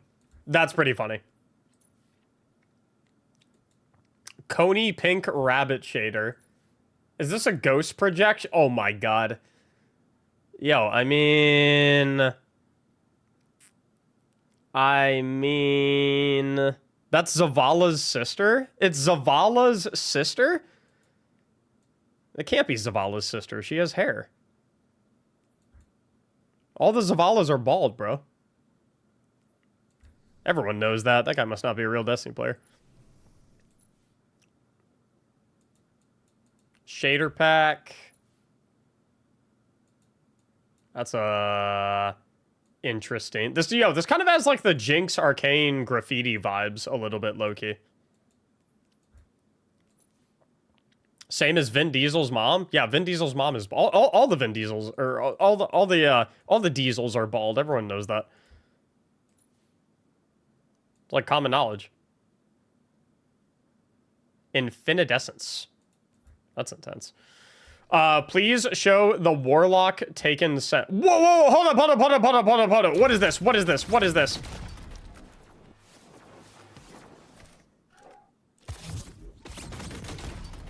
Dude, you got the...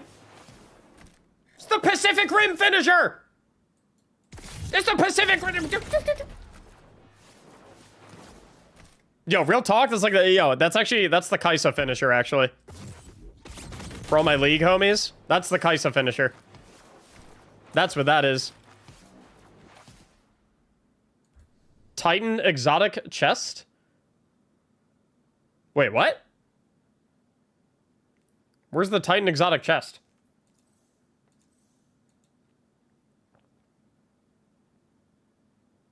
Isn't that the Iron Man thing? Nah, dude, that's Kaisa Q. That's Kaisa Q. Right there. You guys want to see the other taken sets on the other classes? And then we're gonna play, Get out of there. I mean, bro. Your alerts are... Oh, my alerts are muted, aren't they, by the way? Guys, thank you so much for all the gifted subs, by the way. I appreciate it. Thank you.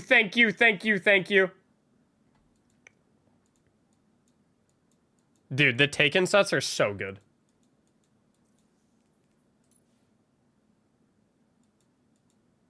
The taken sets are so good. Titan taken set? Let's look at the Titan taken set. You gotta check out the Yunoya ornament. Okay, let me go back. My bad. Store. Yunoya ornament.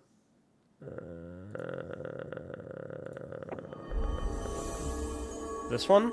Benevolent scale. Oh! Wait!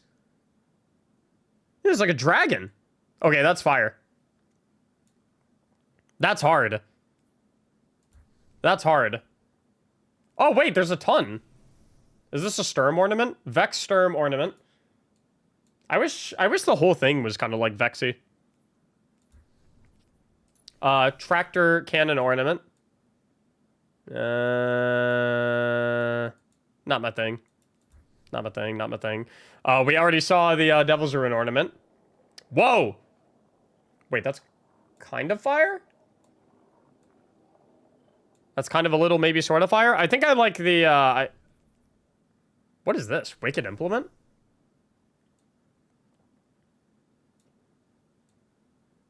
Wicked Implement ornament. Oh, we already saw that one. A Lethanim ornament? Okay, that's kind of clean. That's a Lethanim Prime. That's a Lethanim Prime right there. They made a Lethanim Prime. What other... That's other missing exotic? What is this for? Rhymecoat Raiment. Rhymecoat Raiment? That's chill. It's not bad. What Hunter exotic ornaments are there? I didn't do the Hunter exotic ornaments. I'll look at the Hunter exotic ornaments, and then we'll look at the Titan set, and then the Titan exotic ornaments. And then we're going to play the game.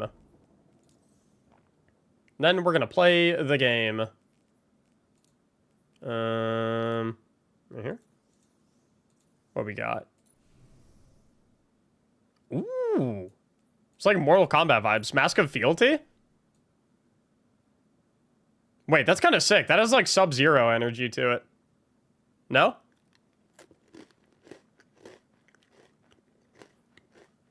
That's kind of hard. I like that. And then an ornament for the brand new exotic chest piece already. It's like Lord of the Rings elves vibes. A little bit, no? It's like the wood elves. It's kind of hard. Unfortunately, I don't really use that exotic armor piece that much, so... Okay. Now to look at Titan stuff. Which works fine because I need to transfer over my guns to my hunter for content that I'm gonna play. Okay, store. Taken set. I mean, dude. All they have to do if they want to be the richest company in the entire world is just make like a Taken armor set every single season. That's all they gotta do. Taken armor set every single season. Every update. Just make it. Oh, trillions of dollars. Okay, and then Titan Exotics.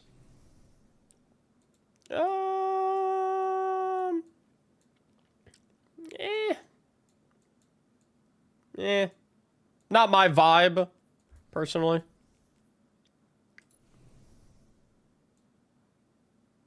These are cool, however. Very mythological. These are nice. These I like. I like these. These are cool. All right, I think it's time to play the game. Right? If they increase vault space, I'll come back. They said they were increasing vault space, which is a good segue into the conversation that I wanted to have of... I'm extremely curious what the feels are surrounding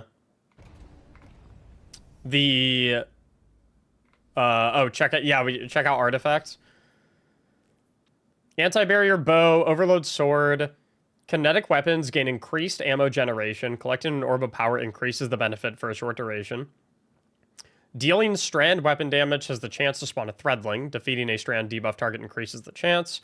Dealing damage with threadlings increases threadling damage. At maximum stacks, threadlings stun unstoppable champions.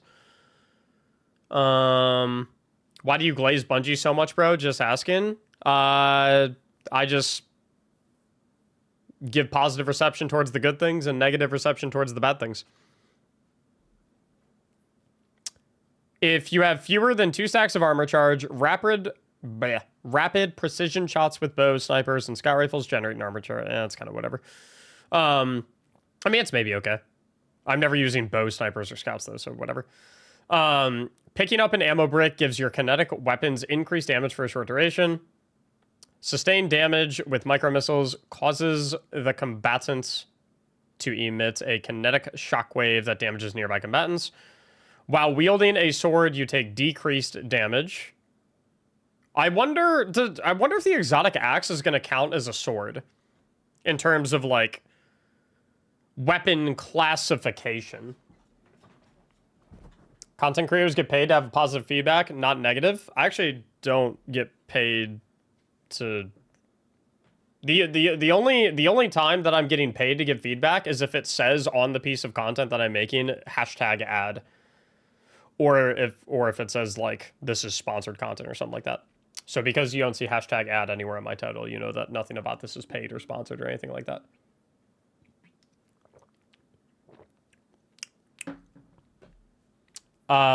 Reloading a bow consumes 1 stack of armor charge. Grant you increased damage and reload speed for your next 3 shots or until you stow your bow. Oh, I guess that's good for like crossbows maybe. That could be potentially good. On stream, it was classified as a sword. Okay, sick. That's good then. Did Bungie raid you? Yeah, they did. They did.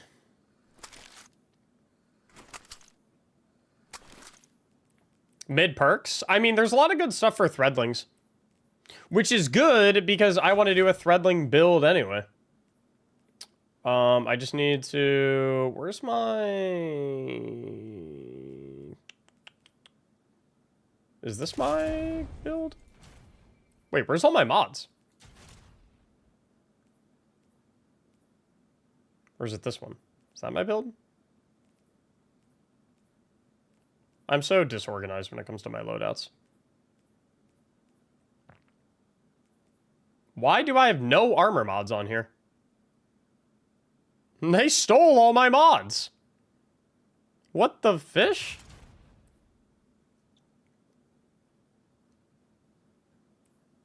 This should talk about glazing is weird. I mean, like, listen, here's the thing. Here's the difference between... Here's the difference between me and that guy. Is at the end of the day. I could live 100 lives... And in every single one of those lives, I would rather be a person that gets hated on than be the person that does the hating. At the end of the day, that's the difference between me and that guy. Which is like, you know, we got different characters. We're different people. But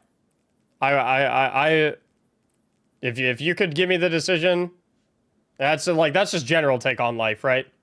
That's just my general attitude towards life, right? I would, without even a second thought, rather be the guy that gets hated on than be the guy that is doing the hating.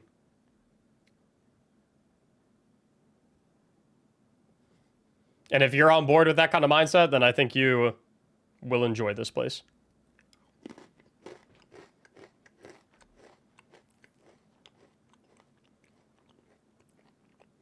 Oh, season pass. Here's the new pulse rifle. I'm not gonna lie. I thought it kind of looked shit. I'm gonna be 100% honest. I saw them doing the footage. I saw him blasting the Thresher. It did like 0 damage. It looked kind of shit. Like I was watching it and I was just like, I think I'll use Mint Retrograde. Because Mint Retrograde looks like it does way more damage than this thing. Anyway. And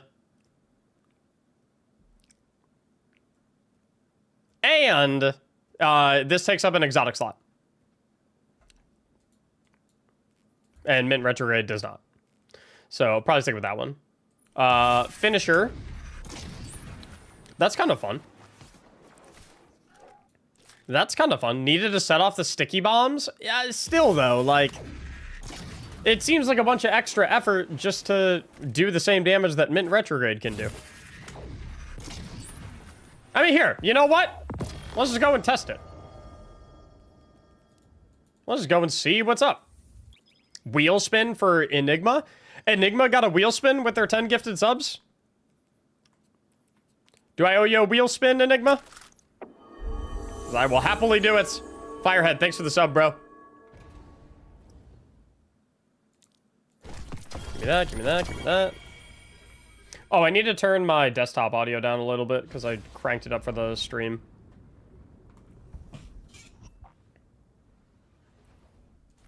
My bad.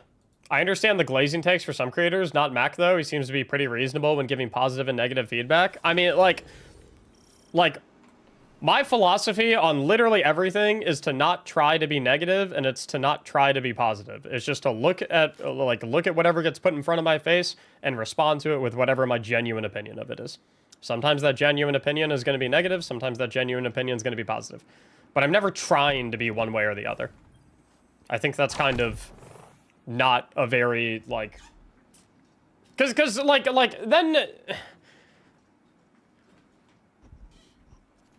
then you don't have, like... Then you don't have, like, actual opinions. You just have, like... constructed opinions. Arc Force! Thanks for the 10 gifted subs, dude. I appreciate you very much. Thank you, thank you, thank you. Alright. So we got... Why are we yelling? Because you just gifted 10 subs, my man. You just gifted 10 subs.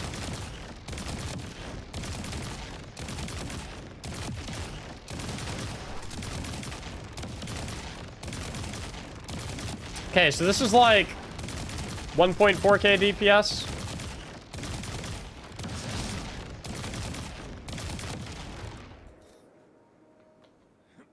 $2.6k total damage.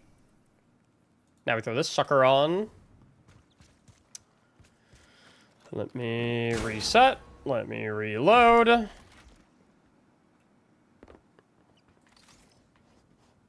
So I just,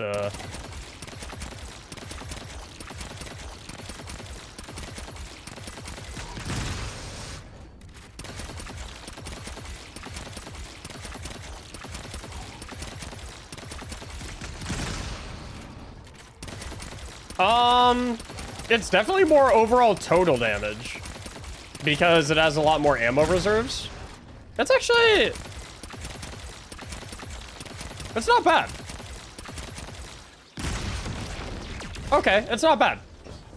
It's definitely way more total damage because this has 27, whereas Min maxes out at 18. You know what? It's not bad. It's not bad. It's actually not as bad as it originally seemed. I'm not gonna lie. It kind of seemed bad based on the... Do they stick forever? It's a good question.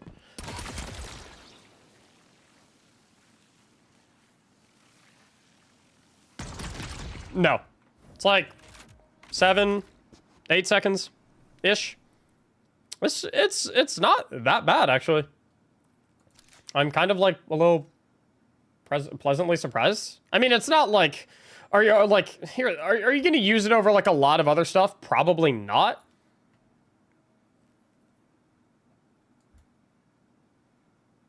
Catalyst is unlocked at 90. Yeah, let me go back to the season pass. Let's see what else we got. I thought our power levels were resetting. That's not until Renegades. So that's not until December 2nd. Oh my god. A piece of tier 2 gear. In the pass. I'm rich. Let's see here. What else we got going on here? Shader. It's chill.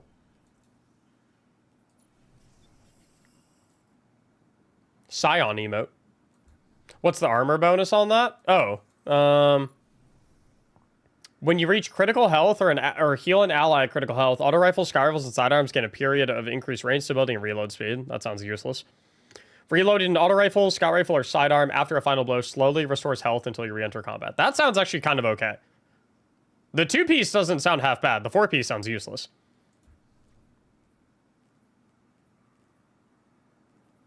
That is Prodigious Allegiance.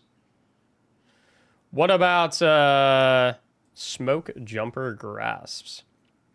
When you pick up an orb of power, gain a brief period of rapidly decaying damage reduction, and defeating a powerful combatant with a finisher grants you special ammo progress and replenishes a small amount of health.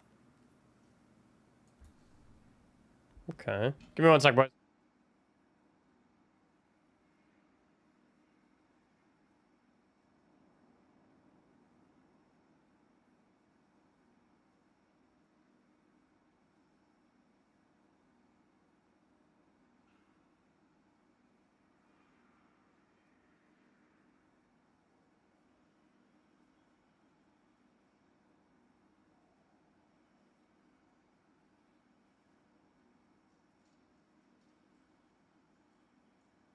Bungie calling. Yeah, they told me to promote the new the new Eververse stuff to you guys on the phone real quick. Nah, it's I've got something in my what's it called? Attic.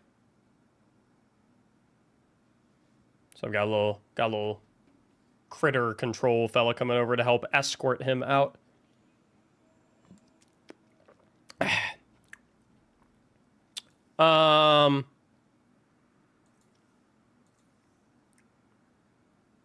They added the past seasons to the tower. Go grab your skull ornaments. That's that got added this patch. Where's the catalyst? Here we go. Defeat targets. Oh, this weapon's explosions unravel nearby targets. That could be maybe okay. Potentially. That's kind of a vibe. Ooh, the ornament looks nice. The ornament looks good. I like the ornament for the gun. This armor set looks kind of cool as well. I'm not gonna lie. This armor set looks kind of nice. That has potential. Okay, I want to run to the tower real quick and check out the pass, like the, what's it called? You guys know what I mean, you know what I'm talking about? The past season passes. I want to see how that works. And then we can actually go and play the game. Do a little bit of the new stuff, and then I really want to focus on builds for today.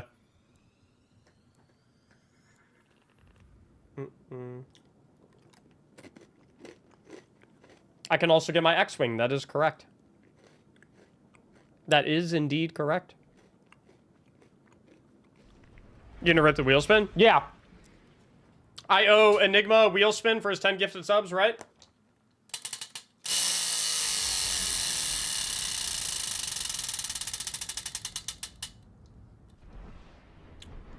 VIP for a week. Pretty sure Enigma's already a VIP. That would be a respin. Your choice, Enigma. You get whatever you want from the wheel. Add an emote. Random emblem code.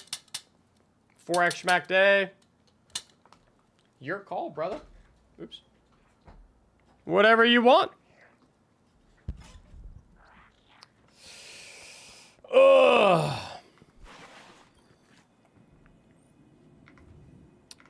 That is not who I wanted to talk to. Okay, so where's the season? Is it here? That's Exotic Archive. Where's the season pass? Oh, Seasonal Archive. It's right here. Interesting. Interesting.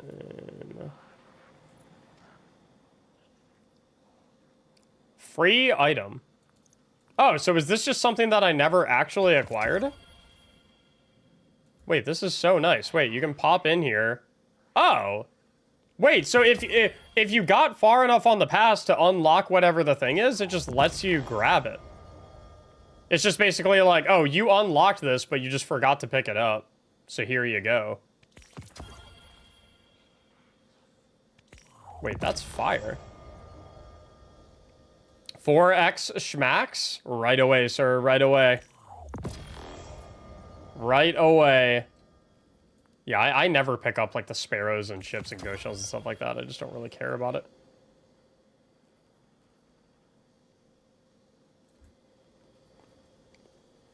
Wait, that's actually really nice.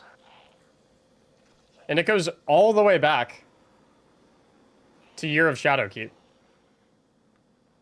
Wait, that's a... Wait, dude, people can finally get this Witherhoard ornament now?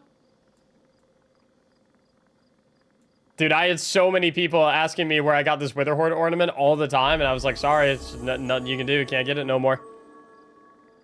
Sorry, brother.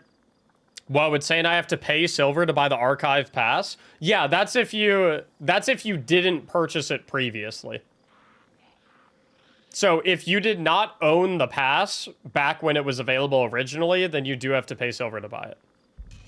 Which, like, makes sense, you know? It's just basically like, hey, if you, like, it's overall a win.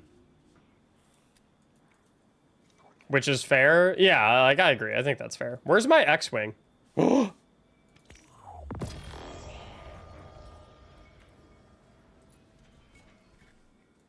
Bro. There's no way.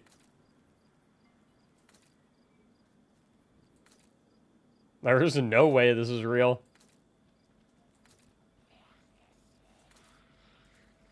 I'm playing Destiny 2, the video game, and I have an X-Wing. Give me...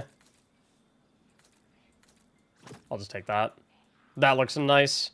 Dude, the X-Wing is fire, like, I can't lie. The X-Wing is clean.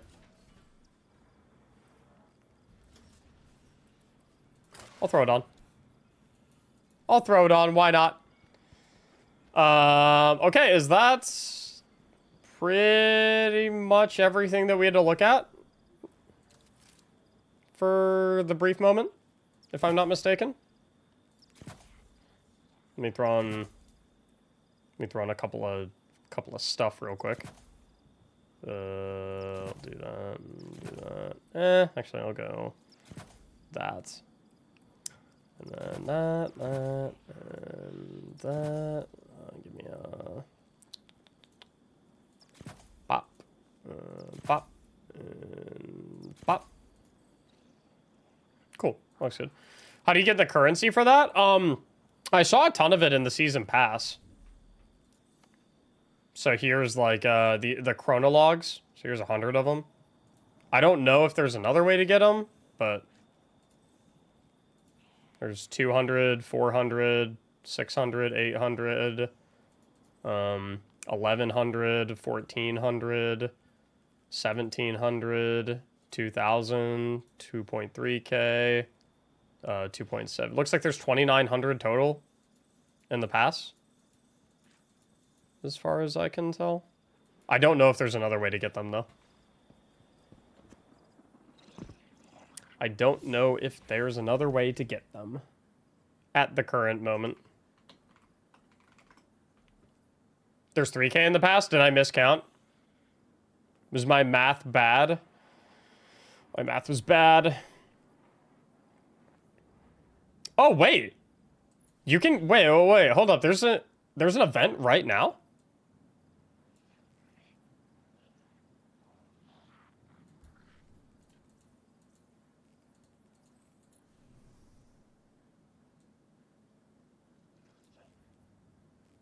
Yo, I'm not gonna lie. No shade. Maybe a tiny bit of shade. The shiny versions of these weapons look despicable. Like, I have never wanted to intentionally not get a shiny of a weapon so far, but like, it's like a map. I mean, bro, when we just got done getting these, and then you throw me, you can take the shiny off? I know, but it's like, topography is sexy. Okay, you guys get the shinies then. I like the map. You know, hey, I'm happy you guys like it. I am happy that you guys like it. My engineering heart is in love. I'm happy you like it. It is not for me. I will be putting a different shader on it. How do I launch the initial... Didn't they say that there was like a defend the tower type thing? Right out the gate? How do I launch that? Is it this? Initialize? The tower has been breached by the conductor's forces.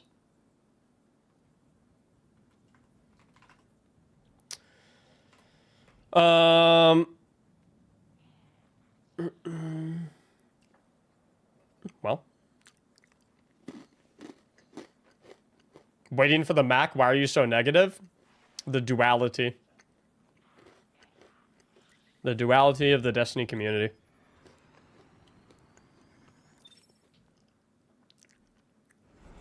Mm-mm.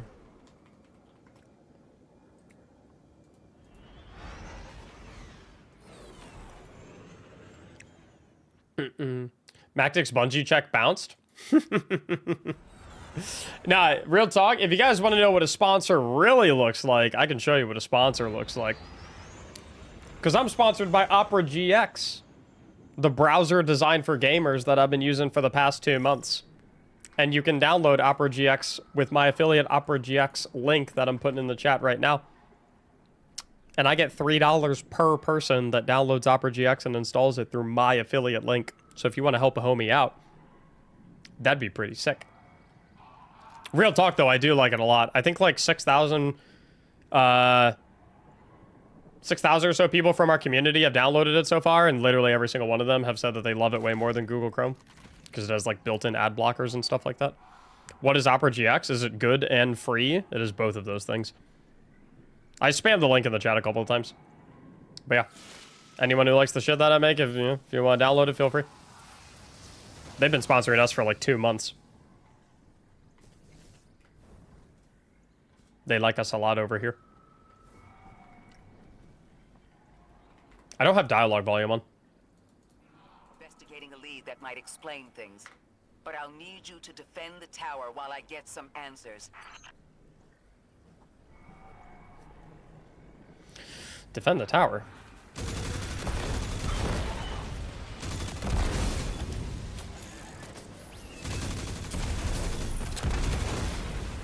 Mactics opera theme when? Someone in our community was actually working on making a Mactics opera theme. Golden Age salvage.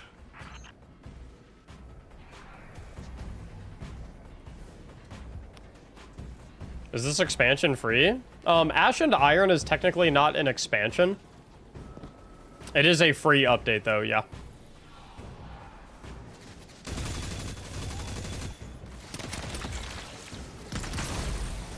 Okay, the damage on this thing is not that horrible. It's not as horrible as it looked. Well, I guess I am in, like, baby mode content a little bit, though. Does the Eartide sound different? I don't think so. Doesn't sound different to me.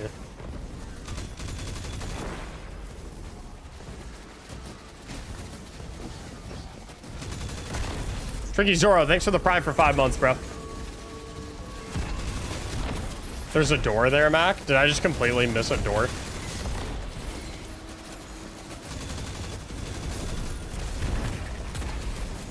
The gunfire is definitely different. It is.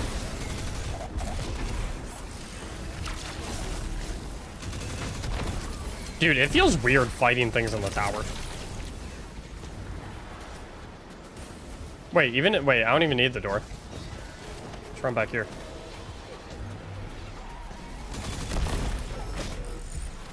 With Rasputin's on, scout teams have been searching for artifacts to reinforce city defenses. I've been collecting war mine hardware pointing in our security. Okay, that was, dude, that is creepy. That is creepy. Bro, that is, dude, I do not like that. That is weird. That is creepy. Yeah, why is she looking at me like that?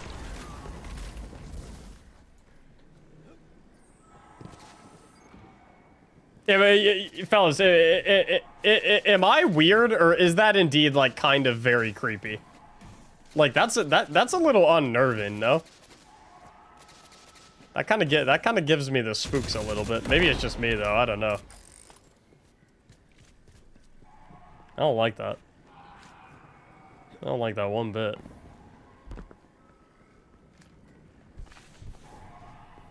Ugh. Makes me feel uneasy. No, it's actually creepy. Okay, so I'm not crazy. I mean, maybe a little crazy.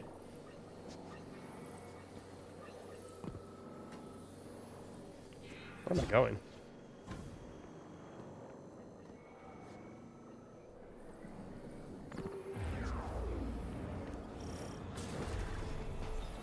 They completely blindsided us.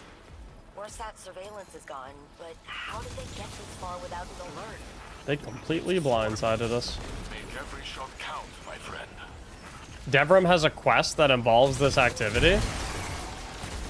I mean, worst case scenario, I can beat it and then go grab it and then do it again if it really comes to that. It's not really the end of the world.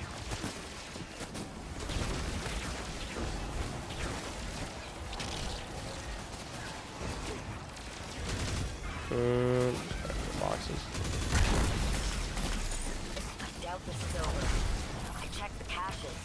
The Vex are stealing Warmind tech from us.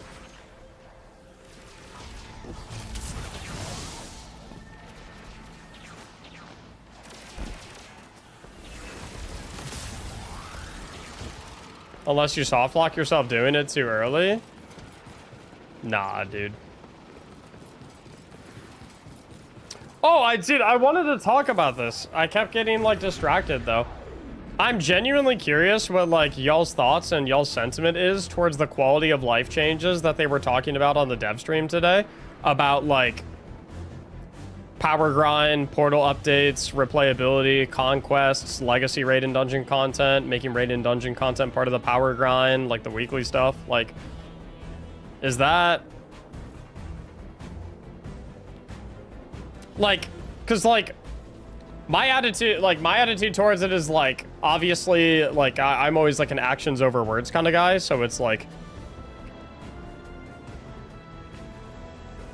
I'm kind of like, I'll feel a lot better when it's actually in the game and the ball actually gets rolling, but like, at the very least, I feel like it's a better position than we were 2 weeks ago, right? There are a couple things where I'm like, okay, I feel like... There are a couple things that I feel like were missed. Like, I'm very passionate about, like, the gear archetypes. The limited stat distributions through armor archetypes. And I wish they would have addressed something kind of like that a little bit. But, like... I guess I'm curious if the things that were talked about specifically in the quality of life section make people feel any notable amounts better than they felt previously. Or if it's still just kind of like, nah, still sucks. What happened 2 weeks ago? Basically a lot of planned and slated changes that were kind of like the direct opposite of what the community was hoping for. Now, granted, they made the decision to not go forward with those changes, so like obviously that's a good thing, but making the decision to not do something bad just puts you in the exact same spot that you were previously, so like that doesn't feel that good. Oh, I need to walk away for like 2, maybe 3 minutes, because the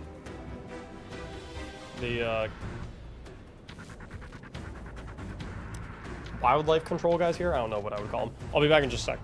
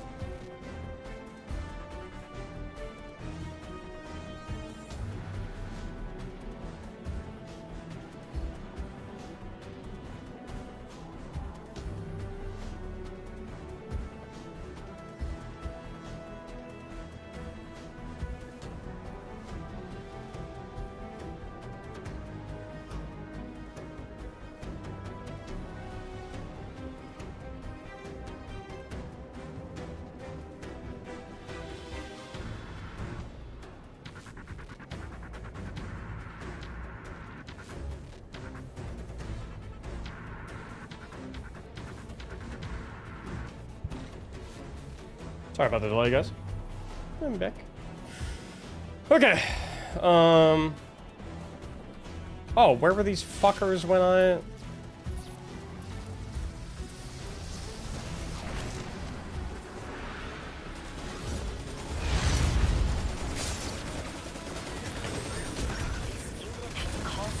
Back to the Red War. Gaul's elite.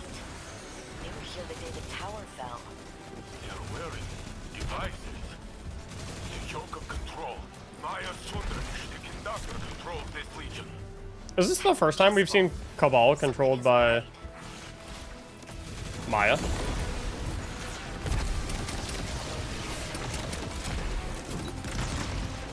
Wait, I literally just realized something. Is Maya basically just Vex Oryx?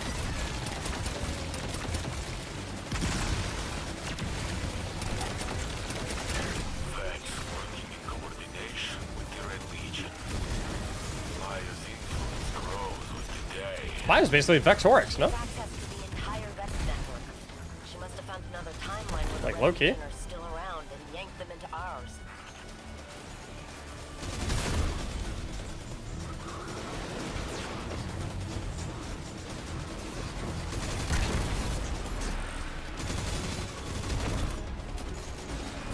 Hamburger? I mean, if you're offering. I like it with bacon and onion too, if it's not too much trouble.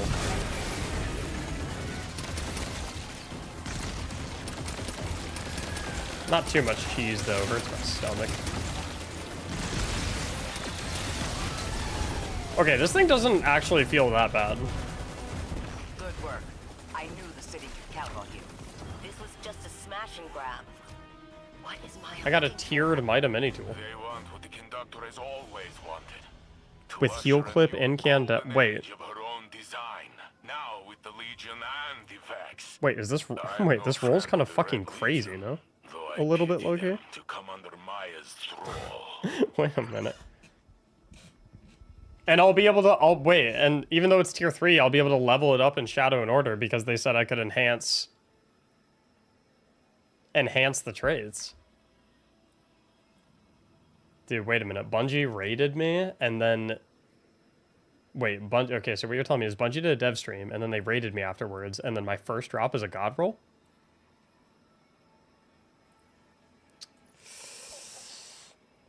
I don't know.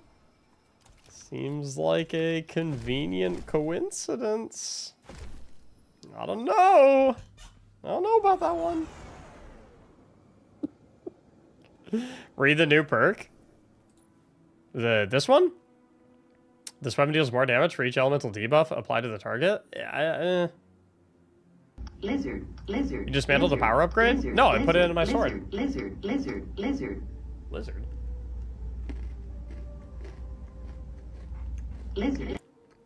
Oh, they're lizards. Alright, so you guys I go to Devram? Like go to him in the...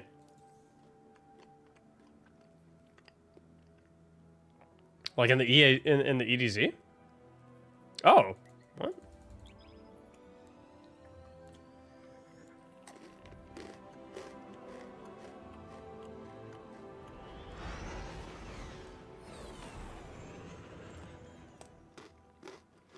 Nice.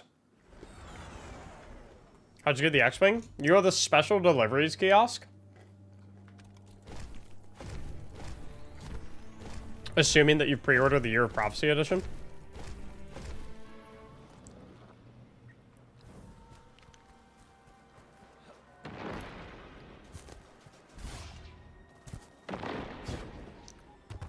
Can we actually get lightsabers yet? No, that's not until Renegades. That's December 2nd. That is December 2nd. What can I do for you? Successfully secure all 4 areas in a reclaim activity. Oh, yeah, I don't think what I just did was a reclaim activity. I don't think what I just did is reclaim. I think that's this. Oh, okay.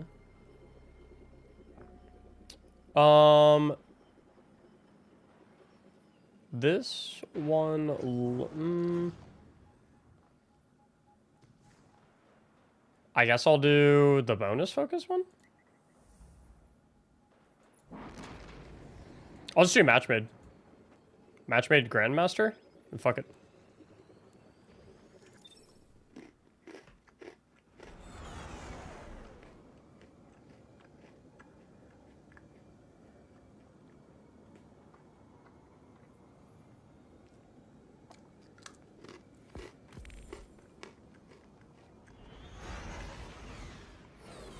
Bunch of pre-order stuff is missing for people.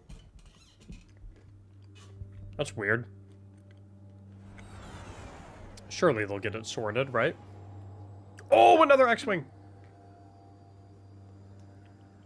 Did you get the Taken Shader yet? No, not yet. Not yet.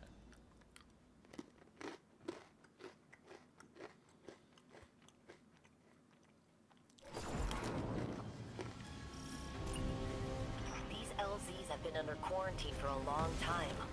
There's probably a fair amount of hardware still lying around. Look out for vehicles. Do you guys like overthrows? I love the crunch effects when you roll over them. Or like overthrow style activities?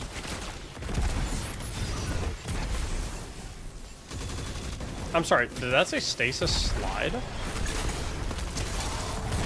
Okay.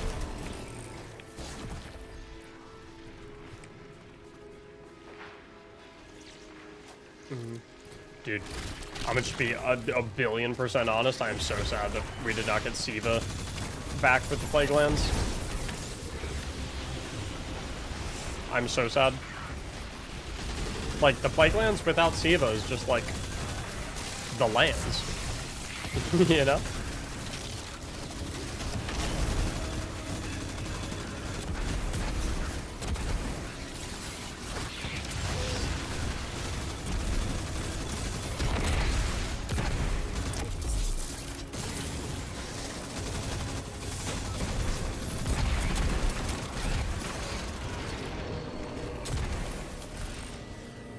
Siva is still there, it's just dormant, no lore reason for it to be alive right now. Dude, I'll say the same thing to you that I said to Bipe. I do not care about the lore, I just want to fight some heavy metal red dudes.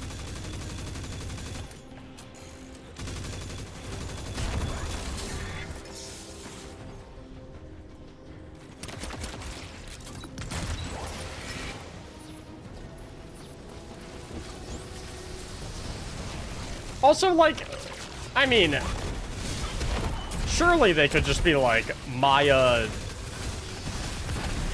like, you know, with the power she stole from 3, she was able to reignite a small bit of Siva or something like that. Like, right? I mean, like, you know. Like, you could... I'm sure if they wanted to bring Siva back, they could come up with a lore reason to bring it back. If they wanted to.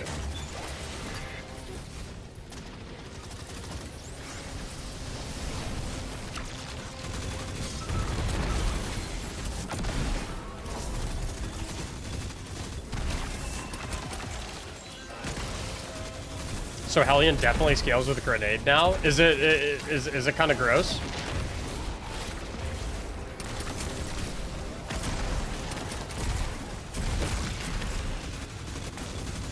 Is Grenade Hellion gross now?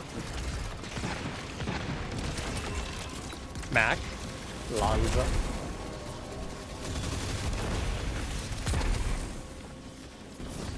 This build is nuts now? What build? Hellion?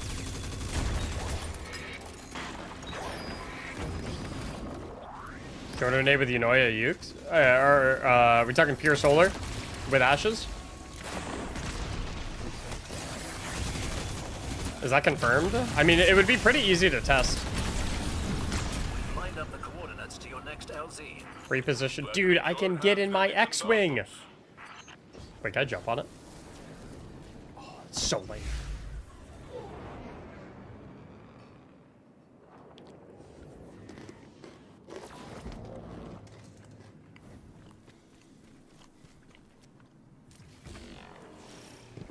Synergize with the full Solstice set? Wait. This isn't the fucking Plague Lands.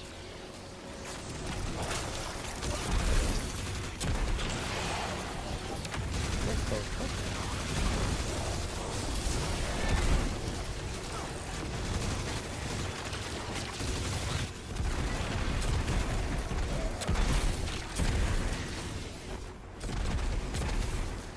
Okay, now I'm actually I'm in the Cosmodrome.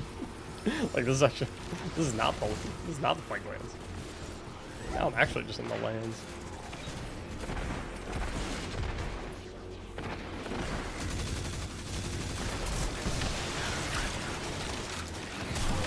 Did this patch have the change where Hunter Gambler's dodge only needs 50 stat now to give a full melee refund if you dodge next to an enemy?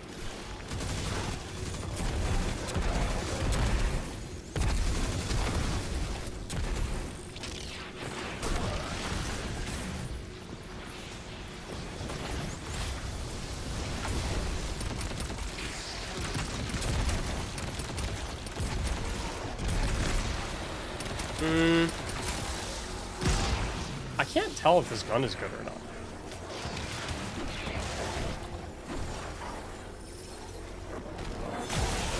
Like, in the shooting range, like, numerically, it seems okay. It's, like, on pace with Mint. But then I shoot, like, an actually tanky target, and it feels like... Then again, these enemies are swords. I could be, like, 30, 40 power down.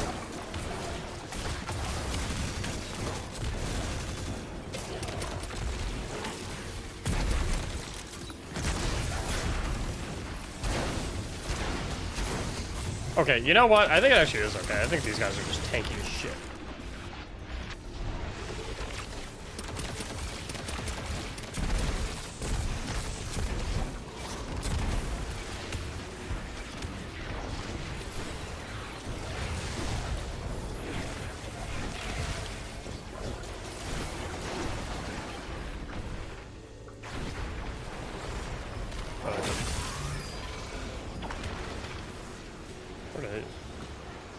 This personal device grants Devour after dealing final blows against targets while in low health. Okay, so I just like intentionally get low health and then... I can intentionally get low health and then kill something. And then I just like perma Devour, right? Okay, well. That wasn't exactly what I had in mind.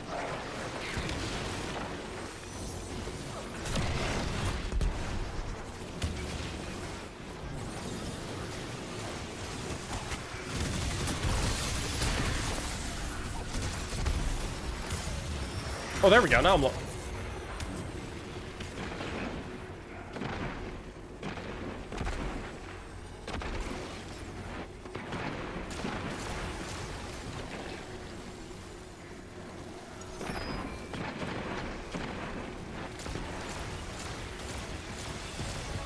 Cash secured.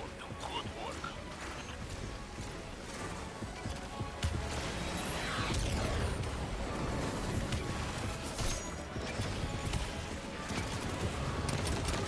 Mactics is washed.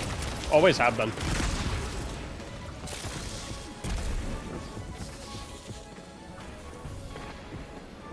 Always have been.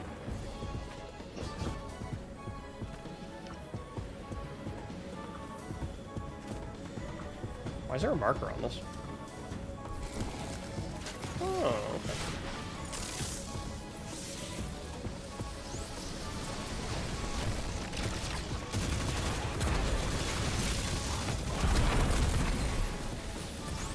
Trying to like intentionally let my health go down.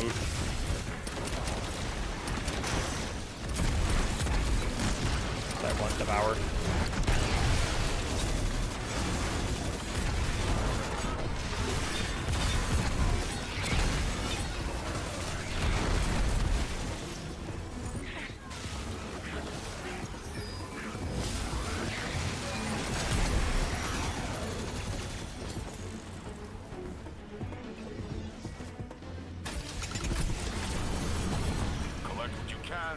leaving. So many schematics were lost in the collapse. I can't wait to take that apart.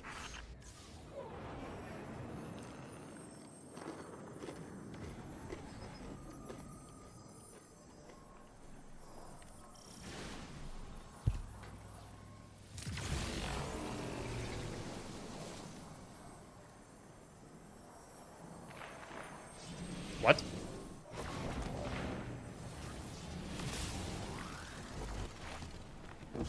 Well, that was interesting. Dude, like, why?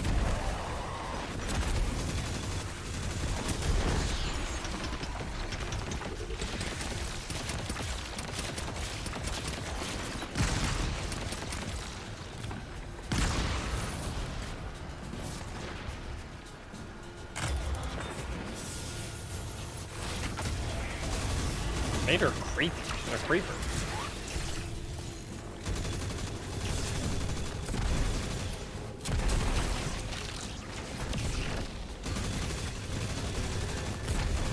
There's a bug that makes it so you all die when you go into ship, so your run is messed up and you have to restart. That sucks. Oh, what is this? Oh, cool.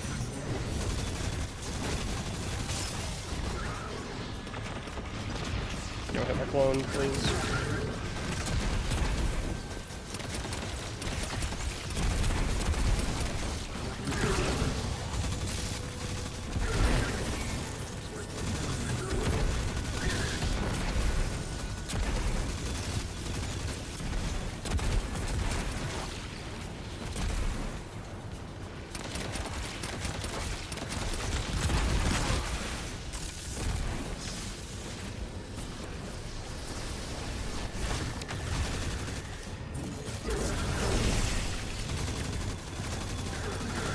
If one leaves and rejoins, they spawn back in and can revive. Yeah, but that kind of sucks if you queue up solo and just do the matchmate, though, no?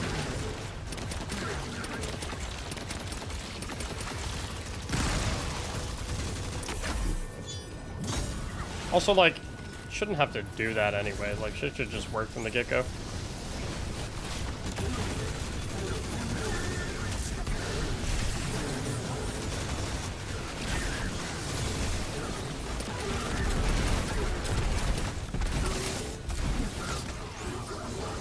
Okay, so note to self, the explosions from the new exotic can deal damage to you.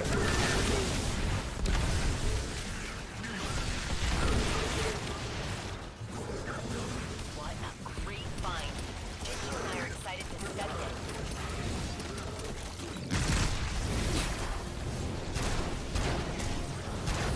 Oh my god.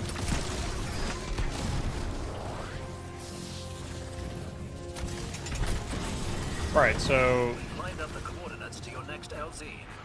Very fancy. Rahul will love it. How do I not... How do I not die getting into my ship? Is a real question.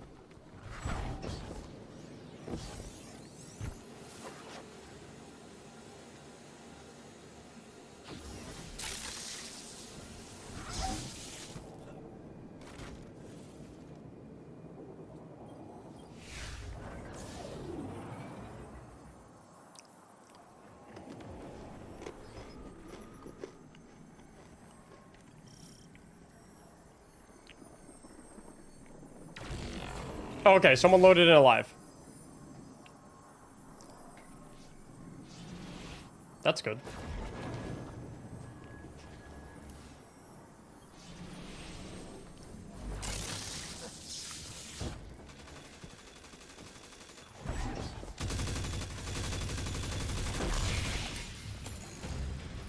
Our main target is on site. Engage and destroy.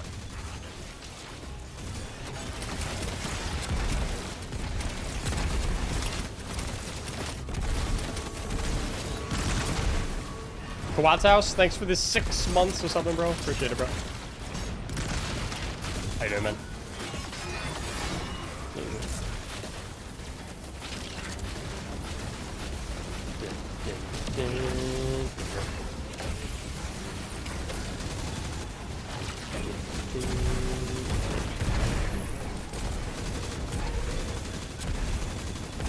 Feeling pretty good. I'm taking a cautious stance. Yeah. I mean, I don't know. I don't like...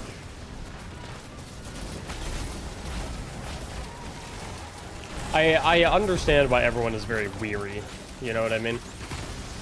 I understand why everyone is extremely hesitant to be like, okay. I'd like, what I feel like the general sentiment is at the current moment is I feel like everyone is basically sitting around saying like, okay, they said they're gonna do what we want them to do.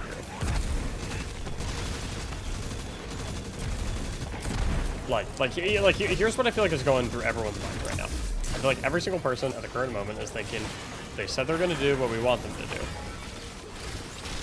But I'm very worried they're gonna find a way to mess it up in between the period where they say they're gonna do it and the period that they actually do it. I feel like that's what everyone's thinking right now. I feel like everyone is basically like, cool, they said they're gonna do the thing, but I can't help but feel like they're gonna do it the wrong way. And I feel like those worries will not vanish until we have hands-on on a good implementation of what changes people want. Does that make sense? Because I feel like at the current moment, everyone is just like kind of scarred. And low-key, understandably so, right?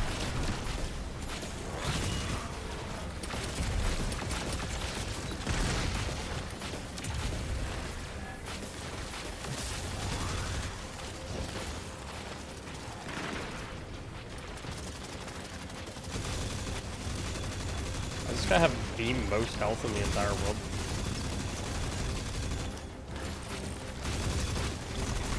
How'd you get matchmaking? I don't know, I just clicked on it.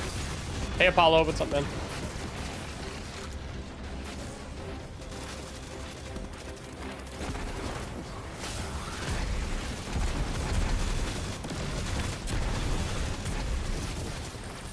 Maya protects herself still.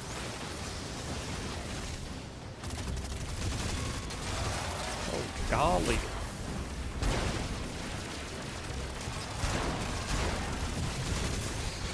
Jesus!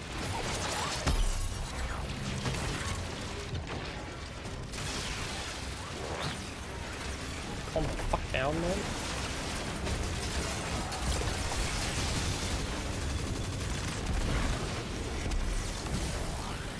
I need some special ammo.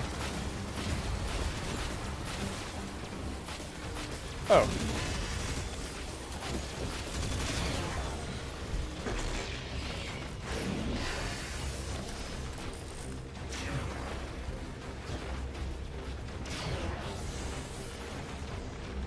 Am I stupid?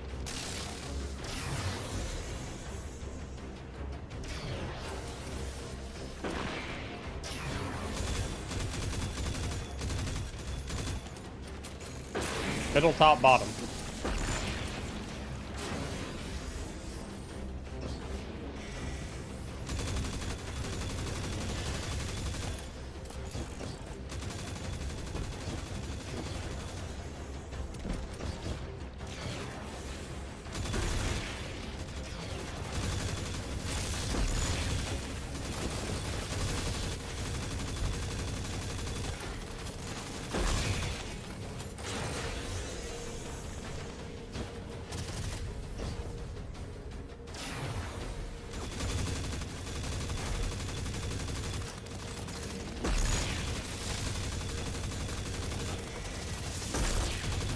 These are extremely tanky. Oh, shield's off.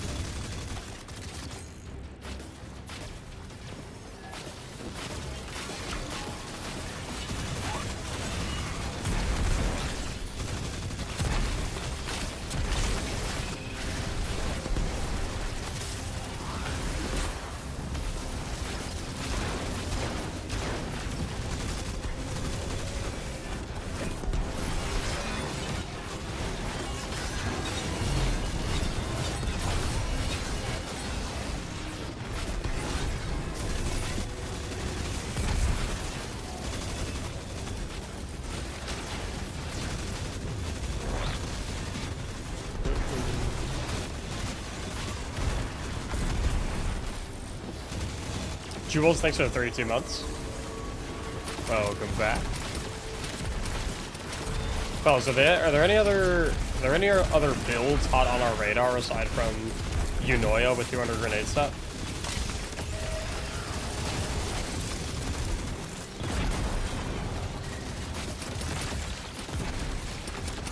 That's like the very first one that I wanted to explore.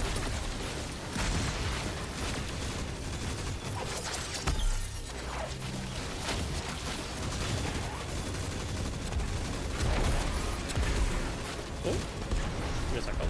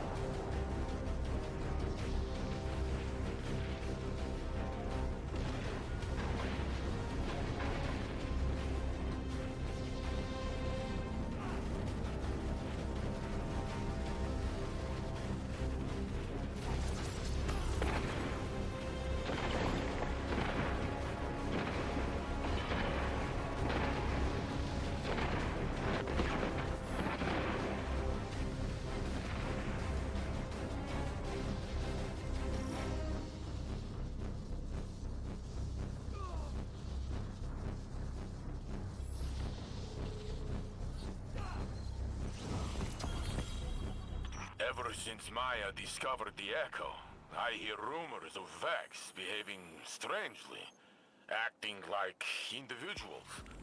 But in the field, they all follow orders like usual. Individuation isn't a binary state. It's a gradual process that people develop by degrees over time. Maybe each Vex is individuating at their own pace. Or maybe they're being compelled, like the Cabal. Or maybe Maya's control over the Echo is starting to crack.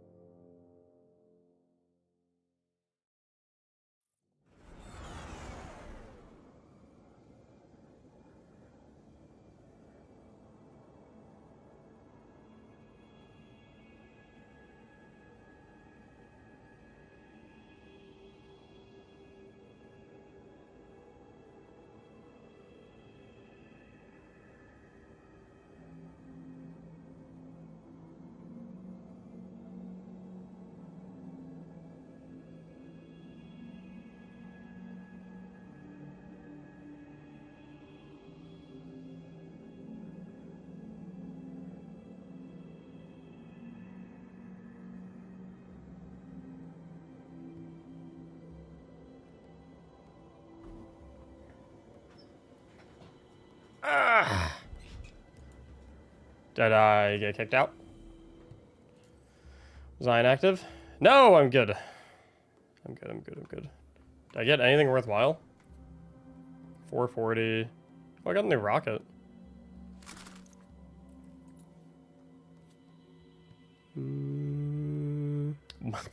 Multi-kill clip on a rocket? Do you die when you get in the ship? Yeah, that was happening to me. I don't know why that's a thing, but that is a problem.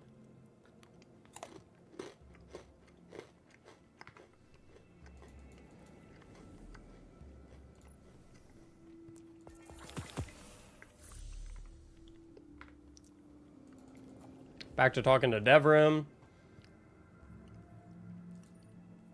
I feel like we mainly just want to do builds, right, fellas? I feel like builds are the main thing we want to do today, right?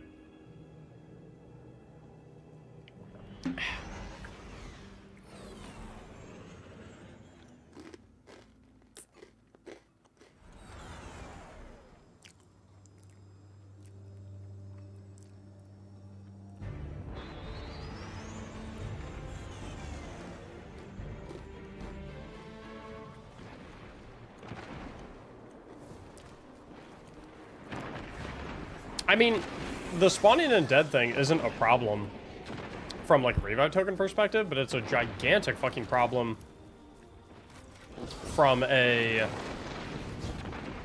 like, if all three of you do that, then you're just fucked. You're soft locked because there's no auto revive.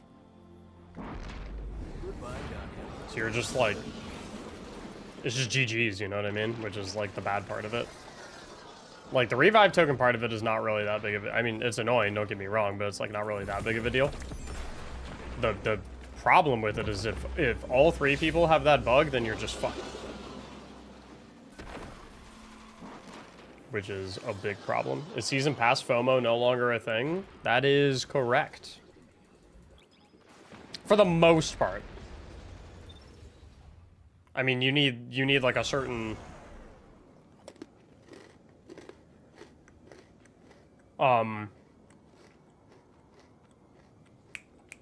you need a certain currency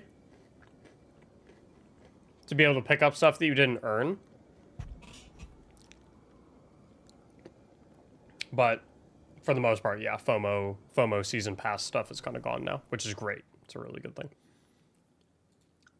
It's a very good thing. Just got called into work today since someone had food poisoning. What have I missed? Nothing crazy.